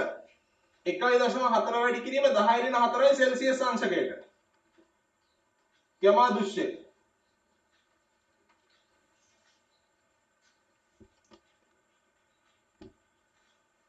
1.4 වැඩි කිරීම 10/4. මේක සුළු කරාම එන්නේ. දැන් අපි හොයාගන්න ඕනේ ඒ දෘශ්‍ය වැඩි වෙච්ච පරිමාව. මොකක්ද දාන සමීකරණය? මේ තියෙන්නේ. මෙන්න මේ සමීකරණ දාන්න. මෙන්න මේකට දාන්න. එහෙනම් VA සමානයි ආරම්භක පරිමාව වෙනස් වෙන්නේ නැහැ නේ. එයා 120ම තමයි. ඔන්න දැන් gamma A හොයාගත්ත. gamma A කීයද? 1.4 වැඩි කරන්න 10/4. උෂ්ණත්ව වෙනස කීයද? උෂ්ණත්ව වෙනස 30යි. එහෙනම් මේක සුළු කරාම එන්නේ කීයද? 0.5. එහෙනම් අපි බලන්න ඇත්තටම වැඩි වෙච්ච පරිමාවට වඩා අර පේන්න වැඩි වෙච්ච පරිමාව අඩුයිනේ. ඇත්තට වැඩි වුණා 0.72. පේන්න වැඩි වුණා 0.5. එතකොට ඉතුරු ටික 0.72 0.5ක් අඩු කරාම ඒ කියන්නේ 0.22 කාගේ ප්‍රසාරණයද? භාජනයේ ප්‍රසාරණය.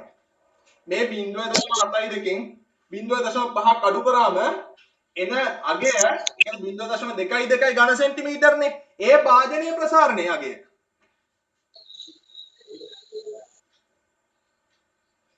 ඇත්තට වැඩි වෙච්ච පරිමාව මේ ද්‍රවය 0.72යි. අපිට පේන විදිහට තියෙන්නේ 0.5යි. එතකොට 0.72 0.5ක් අඩු කරා 0.22නේ.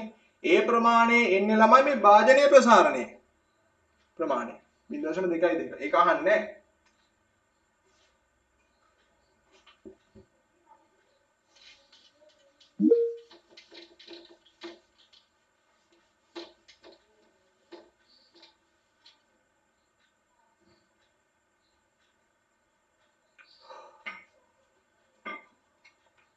ගාන ආපහු කියලා දෙන්න කියලා කියනවා. හරි.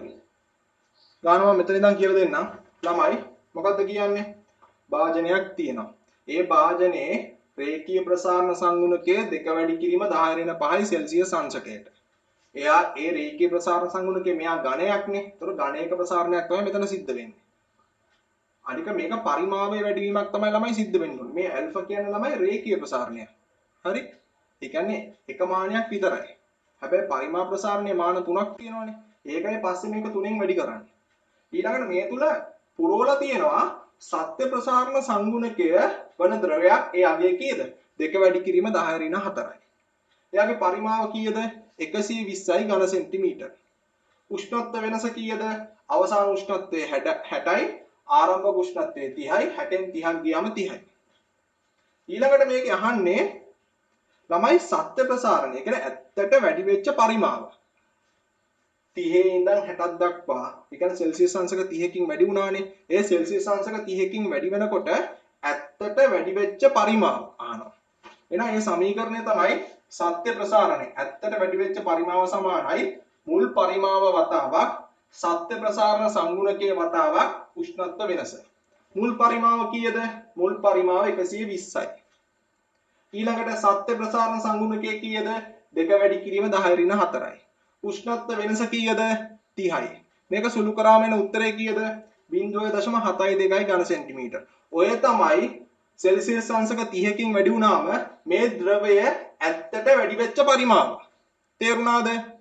ඊට පස්සේ අපිට හොයාගන්න ඕනේ පේන්න වැඩි වෙන පරිමාව. හේතුව පේන්න වැඩි වෙන්න හේතුව මොකද්ද? ළමයි රත් කරනකොට ද්‍රවය ප්‍රසාරණය වෙනවා සේම ඊට පස්සේ භාජනයත් ප්‍රසාරණය වෙනවා. එතකොට අපිට මේ 0.72ක් වැඩි වුණා කියලා පේන්නේ නැහැ.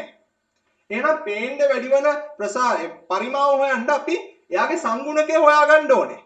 ඒ සංගුණකය හොයන සමීකරණය තමයි සත්‍ය ප්‍රසාරණ සංගුණකය සමානයි දෘශ්‍ය ප්‍රසාරණ සංගුණකයේ වතාවක් භාජනයේ පරිමා ප්‍රසාරණ සංගුණකය.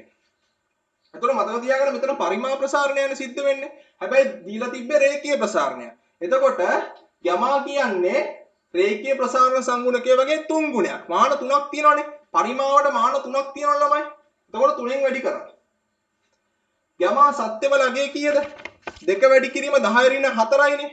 යමා දෘශ්‍ය හොයාගන්න ඕනේ. ඊළඟට මෙතන 3ෙන් වැඩි කරනවානේ. ඇල්ෆා වල අගය කීයද? 2 වැඩි කිරීම 10 ඍණ 5යි. එහෙනම් මේක සුළු කරලා මෙයා මේ පැත්තට ආවට පස්සේ අන්තිම උත්තරය කීයද? 1.4 වැඩි කිරීම 10 ඍණ 4යි.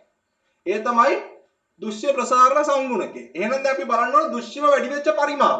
එහෙනම් දෘශ්‍ය වැඩි වෙච්ච පරිමාව සමානයි මුල් පරිමාව වතාවක් දෘශ්‍ය පරිමා ප්‍රසාරණ සංගුණකය වතාවක් උෂ්ණත්ව වෙනස. එහෙනම් මුල් පරිමාව කීයද? 120යි. දැන් gamma a නේ. gamma a කියන්නේ දෘශ්‍ය පරිමා ප්‍රසාරණ සංගුණකය. මේක සත්‍ය වෙනකොට අපි දාමු r කියලා. මෙයා a. හරිනේ උත්තරනේ. මෙයා r මෙයා a. එහෙනම් මේක සුළු කරාම උෂ්ණත්ව වෙනස 30යිනේ. එහෙනම් 0.5ක් එනවා. මේ තමයි දෘශ්‍යව වැඩි වෙන පරිමාව. ඇත්තට වැඩි වෙනවද?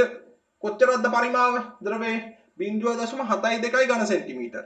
හැබැයි දෘශ්‍යව පේන්න කොච්චරද වැඩි වෙන්නේ? 0.5යි. ඊළඟට අහනවා මෙම සිලින්ඩරාකාර බඳුනේ මේ හැඩය සිලින්ඩරේ. හරි? සිලින්ඩරාකාර බඳුනේ පතුලේ වර්ගඵලය සෙල්සියස් අංශක 30 දී වර්ග සෙන්ටිමීටර 12ක්ලු. දැන් මෙන්න මේ සිලින්ඩරාකාර බඳුනේ තමයි රෝමි ලක්කම් 2 පතුලේ වර්ගඵලය කීයද? පතුලේ වර්ගඵලය මේ භාජනය. හරි? මේ භාජනයේ පතුලේ වර්ගඵලය සෙල්සියස් අංශක 30 දී මේ සිලින්ඩරයක්. හරි? සෙල්සියස් අංශක 30 දී වර්ග සෙන්ටිමීටර 12ක්ලු. දැන් සෙල්සියස් අංශක 60ක් දක්වා වැඩි වුණානේ. ඉතින් අනිවාර්යයෙන්ම පතුලේ වර්ගඵලය වැඩි වෙන්න එපා. මොකද ගානේ මේ භාජනයේ ප්‍රසාරණය වෙනවනේ. එයා කීයද? එයා තමයි හොයන්න කියන්නේ. මෙයා A1 මෙයා A2 කියලා ගමු. උෂ්ණත්වය කීයද? මෙයා T1 නේ. මෙයා T2. එයා 60යි.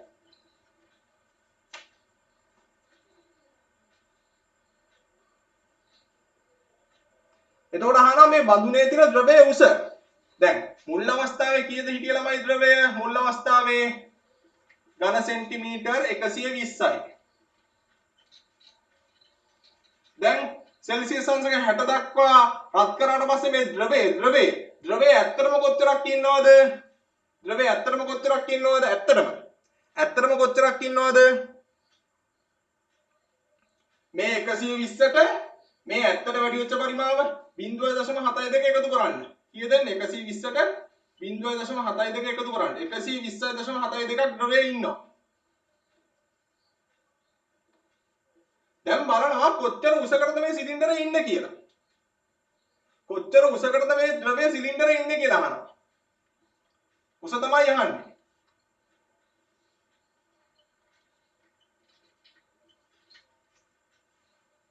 ඔන්න රූපයක් අඳගෙන වැඩේ පටන් ගමු.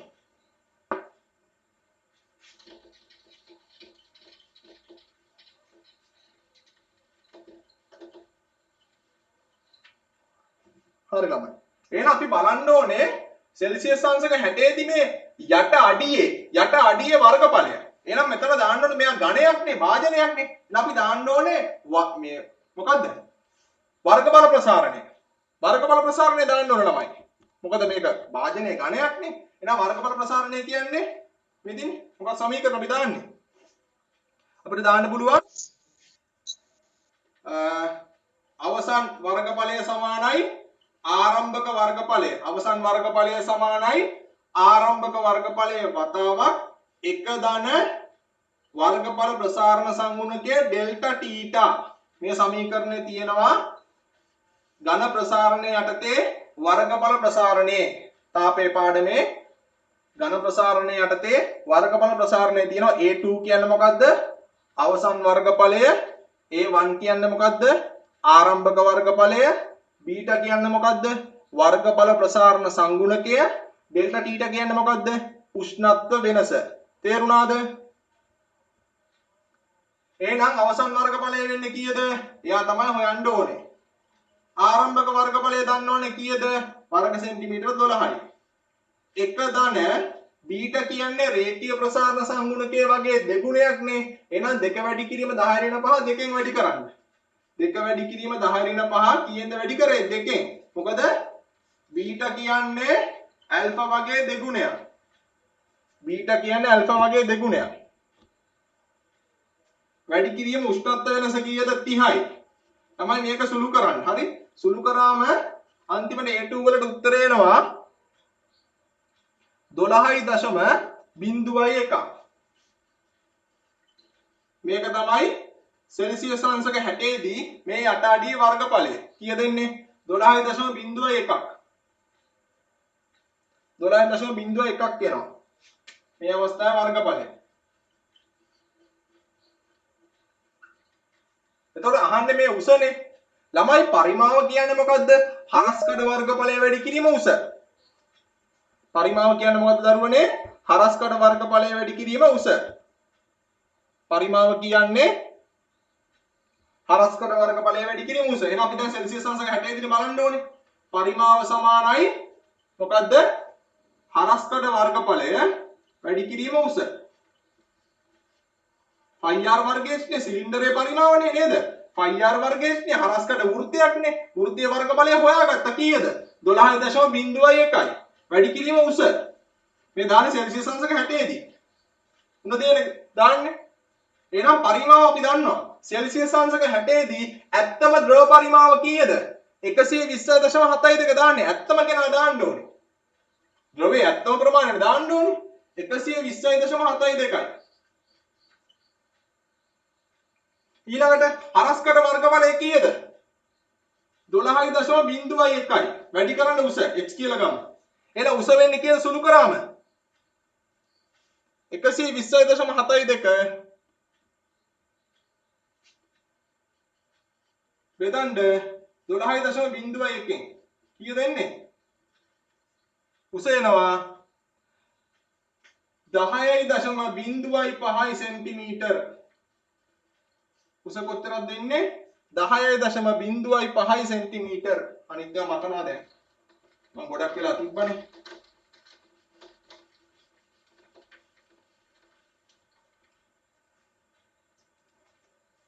මේ ටික තමයි ළමයි අවශ්‍ය කරන්නේ ඕක.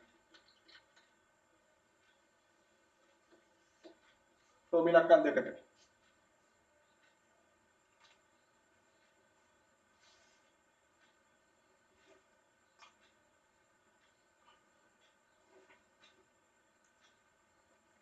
10.05 सेंटीमीटर.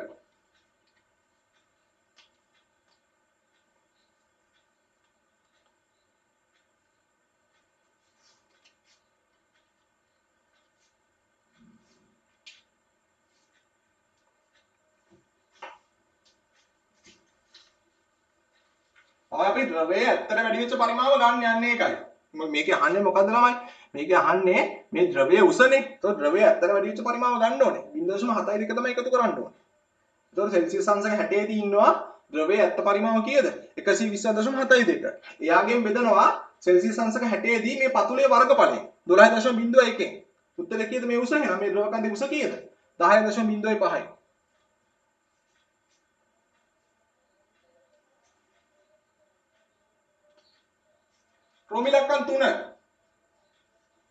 ක්‍රෝමිලක්කන් 3 අහනවා පද්ධතියේ උෂ්ණත්වය සෙල්සියස් අංශක 30 සිට 60 දක්වා ඉහළ නැංවීමට අවශ්‍ය තාප ප්‍රමාණය ගණනය කරන්න.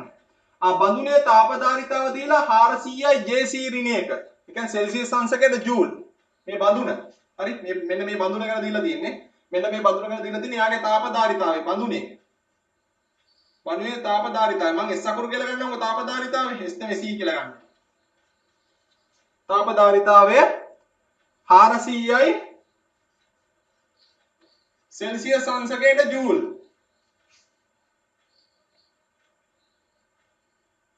ඊළඟට මේ තියෙන ද්‍රවයේ විශිෂ්ට තාපධාරිතාවය කීයද? මේ තියෙන ද්‍රවයේ විශිෂ්ට තාපධාරිතාවය.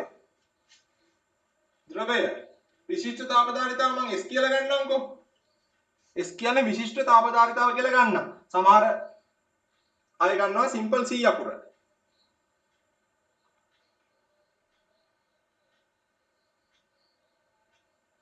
ඔව් ද්‍රවයේ විශිෂ්ට තාපධාරිතාව 4000යි නේ. 4000යි JkG ඍණයක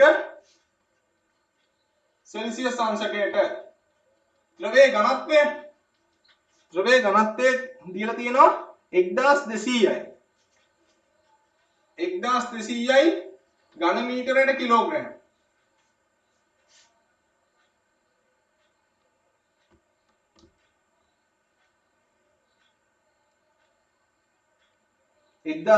ඝන මීටරයට කිලෝග්‍රෑම්. දැන් මේකේ අහන්නේ මොකද්ද? අහන්නේ සෙල්සියස් අංශක 30 සිට 60 දක්වා මේ පද්ධතිය උෂ්ණත්වය ඉහළ නංවන්න අවශ්‍ය කරන තාප ප්‍රමාණය. එහෙනම් අපේ සමීකරණය මොකද්ද? සමීකරණය මේකට කේස් එක ළමයි රත් කරනකොට බඳුනත් රත් වෙනවා ද්‍රවයත් රත් වෙනවා.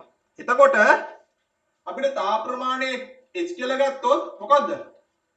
බඳුනේ තාපය ධන ද්‍රවයේ තාපය දෙකම ගන්න එපා නේද? රත් කරනකොට බඳුන විතරක් නෙමෙයි රත් වෙන්නේ. ද්‍රවයත් රත් වෙනවානේ දෙන්නම රත් වෙනවානේ. වෙන වෙනම රත් වෙන්න හේතුව රත් වෙන්න හේතුව මොකද්ද? මේගොල්ලෝගේ තාපධාරිතාව විශිෂ්ට තාපධාරිතාව වෙනස්නේ. එහෙනම් බඳුනේ තාපයට ගන්න මොකද්ද? තාපධාරිතාවය. එහෙනම් තාපධාරිතාවයේ එක සමීකරණය මොකද්ද? C delta theta. තාපධාරිතාවයේ වතාවක් උෂ්ණත්ව වෙනස එකතු කිරීම. ද්‍රවයේ තාපයට ගන්නේ ස්කන්ධයත්. ස්කන්ධය හොයන්න පුළුවන් අපිට. එහෙනම් ms delta theta. ms delta theta දාන්න වෙන්නේ. ms delta theta. එහෙනම් ළමයි සුළු කරමු. C වලගේ වෙන්නේ බඳුනේ 400යිනේ. උෂ්ණත්ව වෙනස කීයද? උෂ්ණත්ව වෙනස 30යිනේ. ඊළඟට ද්‍රවයේ ස්කන්ධය අපි දන්නේ නැහැනේ. හැබැයි අපි දන්නවා මෙන්න මෙහෙම කතාවක්. ඒ තමයි මෙතන ලියන්නේ ඝනත්වය සමානයි ස්කන්ධයේ බෙදීම පරිමාව. හරස් කුණිතේ දැම්මට පස්සේ ඝනත්වය වැඩි කිරීම පරිමාව සමානයි ස්කන්ධය. එහෙනම් ස්කන්ධය වෙනුවට ලියනවා ඝනත්වය වැඩි කිරීම පරිමාව. rho vs delta theta. එහෙනම් x සමානයි මෙතන 400 වැඩි කරන්න 30න් ද්‍රවයේ ඝනත්වය කීයද? 1200යි. ද්‍රවයේ පරිමාව මුල් පරිමාව ගන්න ළමයි. මොකද උෂ්ණත්ව වෙනස 30යිනේ. ඒතර මුල් පරිමාව ගන්න. මුල් පරිමාව කීයද ද්‍රවයේ? 120යි. 120යිනේ. 1200යි kgm ඍණ තුනනේ තියෙන්නේ. පරිමාව වෙන්නේ 120නේ. ළමයි ඝන සෙන්ටිමීටර 120ක් නේ තියෙන්නේ. ඝන සෙන්ටිමීටර 120 ඝන මීටර කරන්න කීයද වැඩි කරන්නේ? 10 ඍණ 6න්. 10 ඍණ 6න් වැඩි කරන්න ඕනේ. ඇයි 10 ඍණ 6න් වැඩි කරේ? මෙතන ඝන සෙන්ටිමීටර 120 තියෙන්නේ. මෙතන තියෙන kgm ඍණ 3 ඝන මීටරයට තියෙන්නේ. එහෙනම් ඝන සෙන්ටිමීටර ඝන මීටර කරනවා 10 ඍණ 6න් වැඩි කරනවා. ඊළඟ s කීයද s වල අගය? s වල අගය එන්නේ කීයද? 4000යි. උෂ්ණත්ව වෙනස කීයද? 30යි. හොඳට බලා ගන්න. බඳුනේ තාපදායිතාවය 400යි. උෂ්ණත්ව වෙනස 30යි. ඊළඟට ද්‍රවයේ ස්කන්ධය දන්නේ නැහැ. හැබැයි අපි දන්නවා ඝනත්වය සමානයි ස්කන්ධයේ බෙදීම පරිමාව. එහෙනම් ස්කන්ධය කියන්නේ ඝනත්වය වැඩි කිරීම පරිමාව. ද්‍රවයේ ඝනත්වය කීයද? 1200යි ඝන මීටරයට කිලෝග්‍රෑම්. එහෙනම් පරිමාව වෙන්නේ කීයද මුල් අවස්ථාවේ? මොකද 30 ඉඳන් 60ක් දක්වා යද්දි මුල් අවස්ථාවනේ ගන්න ඕනේ. මුල් අවස්ථාවේ පරිමාව කීයද? මුල් අවස්ථාවේ පරිමාව 120යි. 120යි ඝන සෙන්ටිමීටර. ඝන සෙන්ටිමීටර ඝන මීටර ගන්න 10 ඍණ 6න් වැඩි කරන්න ඕනේ. මොකද මෙතන තියෙන kgm ඍණ 3නේ. මෙයාට මෙයා කැපෙනවනේ. ඝන මීටරයට ඝන මීටර කැපෙනවනේ. උෂ්ණත්ව වෙනස කීයද? 30යි. විශිෂ්ට තාපධාරිතාවයේ ද්‍රවයේ 4000යි. දැන් ඔක සුළු කරන්න. ඔක සුළු කරාම එනවා 29280. මම සුළු කිරීම අද කරන්නේ නැහැ දරුවනේ. ඕගොල්ලෝ කැලලකින් සුළු කරන්න. කීයද එන්නේ? 29280යි මම පල්ලෙහෙන් ලියන්න.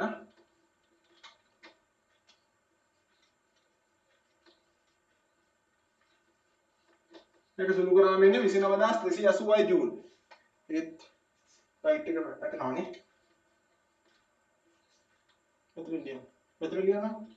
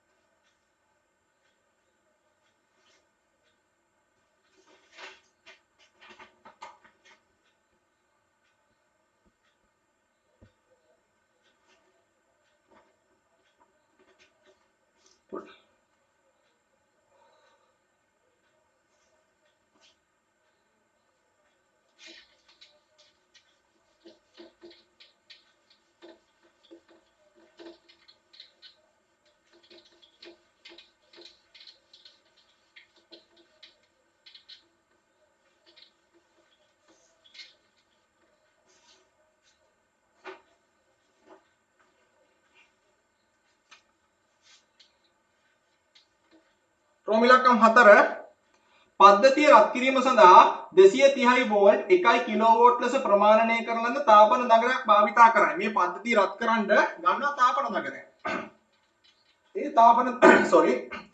තාපන නගරයේ වෝල්ටීයතාව වෙන්නේ 230 වෝල්ට්. එයාගේ ක්ෂමතාවය වෙන්නේ ක්ෂමතාවය මම ගන්න P අකුර ක්ෂමතාවය වෙන්නේ ළමයි කීයද? කිලෝවෝල්ට් 1යි. ඒ කියන්නේ වෝල්ට් 1000යි.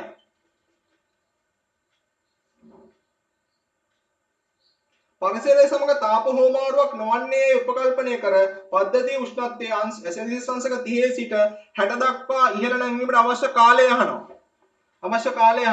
ළමයි මෙන්න මේ සමීකරණ මතක තියාගන්න. ඒ තමයි ක්ෂමතාවය කියන්නේ තාපය කාර්ය නැත්නම් ශක්තිය බෙදීම කාලය. දැන් මේකේ තියෙන තාපයනේ. තාපය බෙදීම කාලය.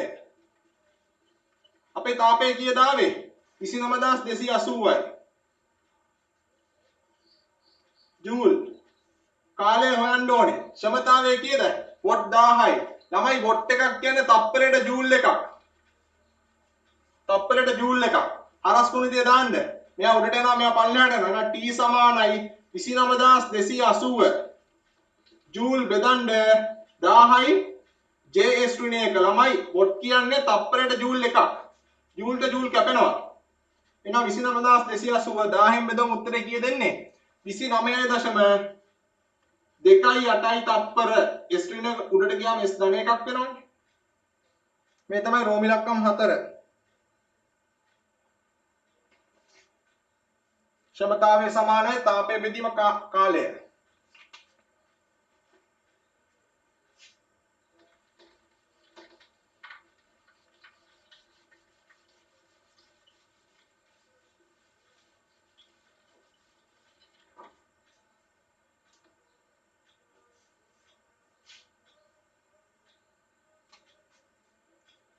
රෝම ඉලක්කම් 5 අහනවා තාපන නගරයේ ප්‍රතිරෝධය. ළමයි මෙන්න මේ සමීකරණය මතක තියාගන්න. ක්ෂමතාවය කියන්නේ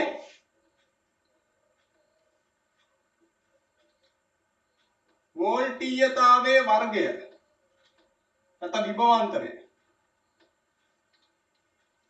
විභවාන්තරයේ වර්ගය බෙදීම ප්‍රතිරෝධය. ඒකට සමීකරණය ගත්තොත් මෙන්න මෙහෙමයි.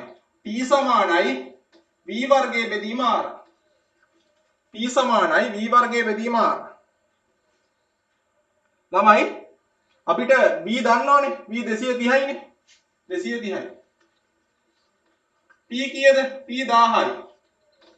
r නේ. r උඩට ගියාම 230 වැඩි කිරීම 230 බෙදන්න 1000යි. r උඩට යනවා 1000 පල්ලෙහාට යනවා. කීයද එන්නේ? 52.9ක් එනවා. r වල අගය කීයද? 52.9යි ඕම්. ඕම් 52.9 r වල අගය. සුළු කරාම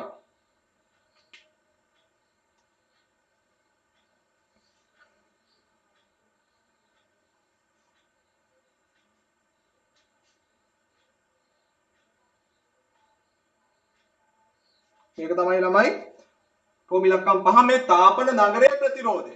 තාපන නගරයේ ප්‍රතිරෝධය 52.9. මේ තාපන නගරයේ ප්‍රතිරෝධය. මේ හීට් කොයිල් එකේ ප්‍රතිරෝධය.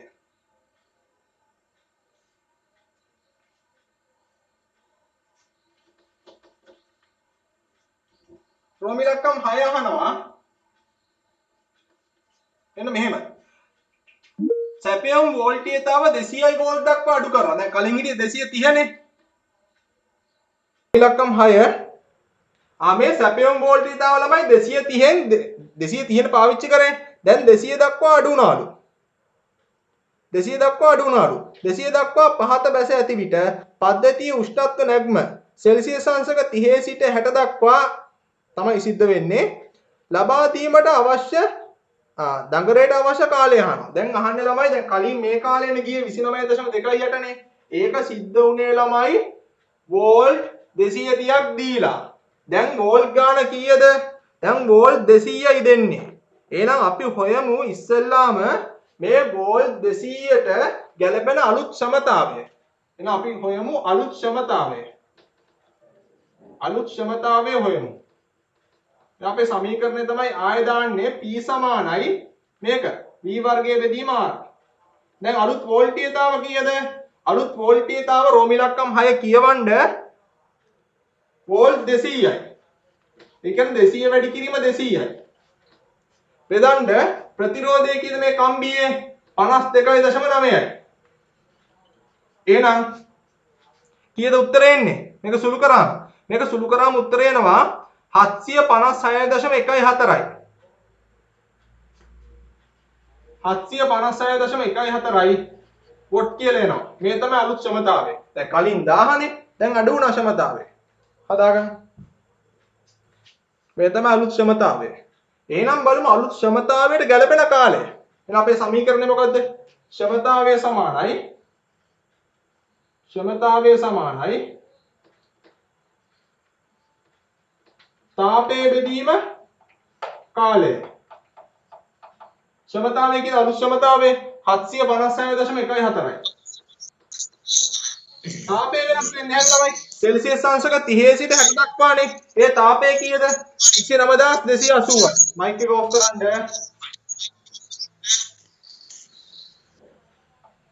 කාලය හොයන්න. දැන් මේක සුළු කරන්න. 29280.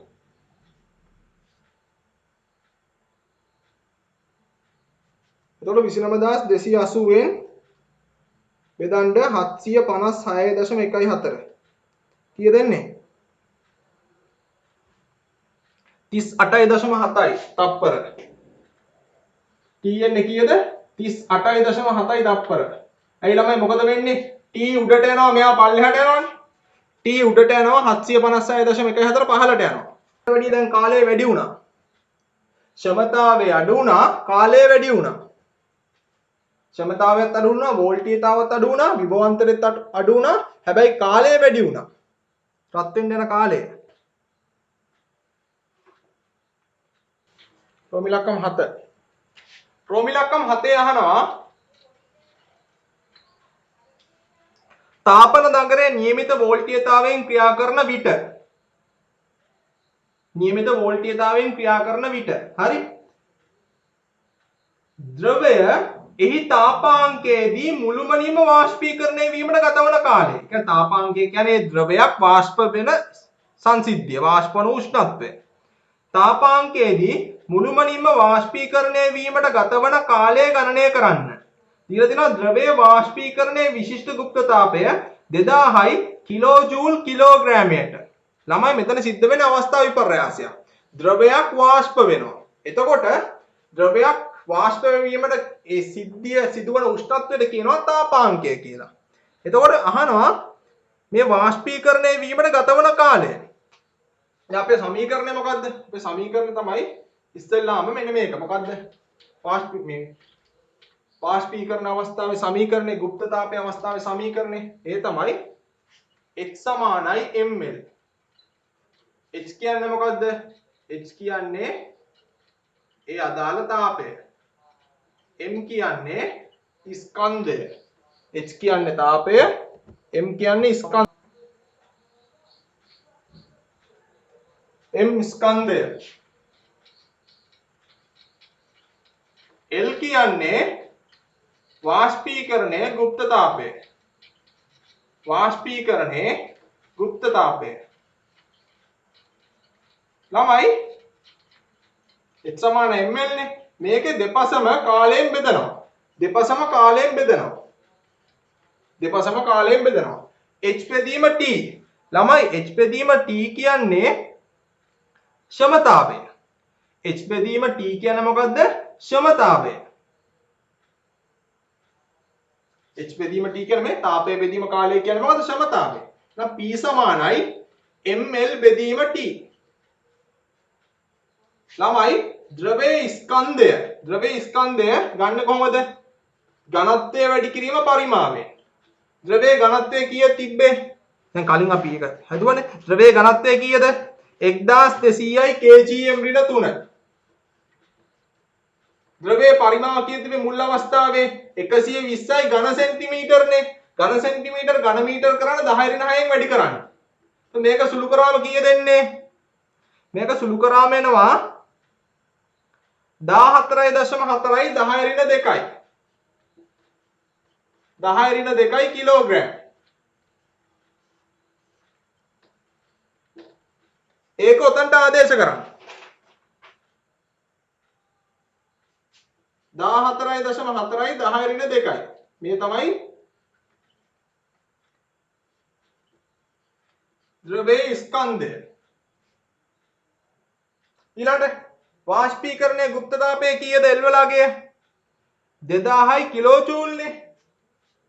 2000යි කියලා ලියලා තමයි කිලෝජූල්.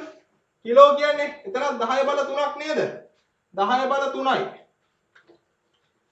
10 බල 3යි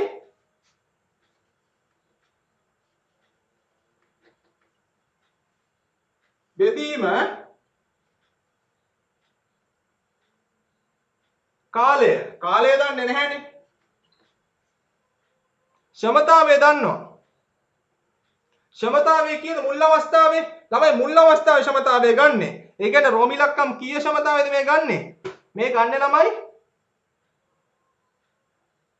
ඔව් රෝමිලක්කම් 4 කිව්ව ක්ෂමතාවය. කීයද ඒ ක්ෂමතාවය?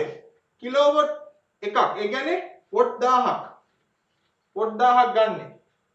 දැන් T උඩට යනවා මෙයා පල්ලෙහාට යනවා. එහෙනම් T සමානයි 14.4 වැඩි කරන්න 10^2 වැඩි කරන්න 2000 වැඩි කරන්න 10 බල 3 බෙදන්න කීයෙන්ද 1000න්.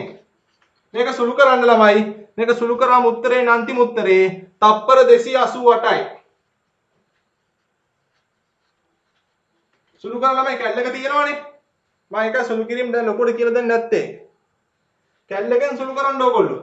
පිවියන ඇවිල්ලා 288ක් එන්න ඕනේ.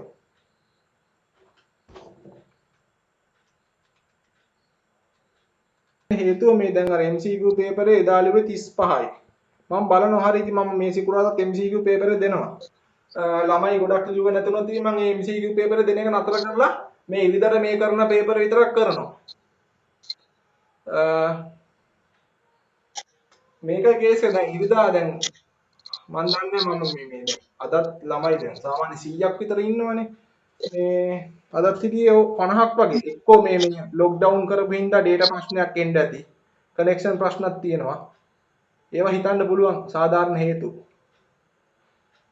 හැබැයි එදා මගෙන් මේ වීඩියෝ එක මේ රෙකෝඩින් එක ඉල්ලුවේ 10 දෙනයි. මම දන්නේ අනිත් අය පේපරේ බැලුවත් මම දන්නේ නැහැ මොකද කියලා. මම මේ පටන් ගත්ත දේ ළමයි මේ පටන් ගත්ත පේපර් ක්ලාස් එක මම දිගටම කරනවා.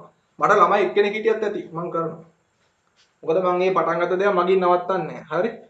මට ළමයි එක්කෙනෙක් හිටියත් ප්‍රශ්නයක් නැහැ. මම මේ පටන් ගත්ත දේ විභාගයේ දක්වාම කරනවා. එච්චරයි.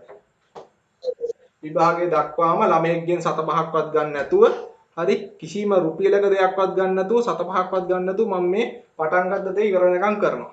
හරි? තනි ළමයා හිටියත් කමන්නේ අන්තිමට තනි ළමයෙක් ඉතුරුනත් කමක් නැහැ. මම ඒ ළමයට හරි උගන්වනවා. එච්චරයි.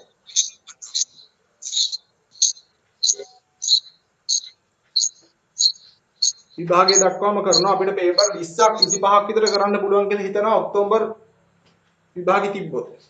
පේපර් 20ක්. මේ යන්නේ 4 වෙනි එකනේ. තව පේපර් 16ක් විතර කරන්න පුළුවන්. මොකක් හරි ප්‍රශ්නයක් තිබ්බොත් මම මැසේජ් එකක් දාන ළමයි ඕගොල්ලෝ මගෙන් අහන්න. මම දන්නේ මේ මම මෙච්චර මේ කරන්න ඕනේ නැහැ කියලා හිතන සමහර වෙලාවට. හරි? හැබැයි අහන්න මම ඒකට කියලා මම මැසේජ් දාන්න ඒකට ළමයි අර එදා මාකින් මේ රෙකෝඩින් එකේ ඉල්ලුවේ ළමයි 10 දෙනයි. මම දන්නේ අනිත් අයට ඕනේ නැද්ද කියලා. මම ළමයි ටයිප් සෙටින් කර හරි පේපර් දෙක ටයිප් සෙටින් කරන්න මම මුදලක් ගෙවලා ඒ ටයිප් සෙටින් කරන කෙනාට මම එහෙම දෙයක් ඕගොල්ලෝ වෙනුවෙන් කරනවානේ. ඕගොල්ලෝ ඒ ප්‍රයෝජනේ ගන්න. ළමයි මට තනි ළමයෙක් හිටියත් මම මේක කරනවා. මම මේක නවත්තන්නේ නැහැ. මම මේක විභාග වෙනකම් කරනවා. පටන් ගත්ත දෙයක් මම කවදාවත් මගින් නවත්තන්නේ නැහැ. මට තනි ළමයා ඉතුරුනත් කමක් නැහැ මම කරනවා. හරිනේ එහෙනම්. මම සිකුරාදා පේපරේ දානවා. සිකුරාදා ළමයි 50ක් වල් ලිව්වේ නැත්තම් මම මේ පේපරේ දෙන එක නතර කරනවා. ඉරිදා පේපර් විතරක් දෙනවා. තේරුණානේ? හරිනේ එහෙනම්. අපි එන සමුගමු. හරි. අයවන්නේ එහෙනම්. Thank you. හරි. Thank you, everyone. Alright, thank you. Good night. Good night. Usarna Josubitai, Parisime. Hari.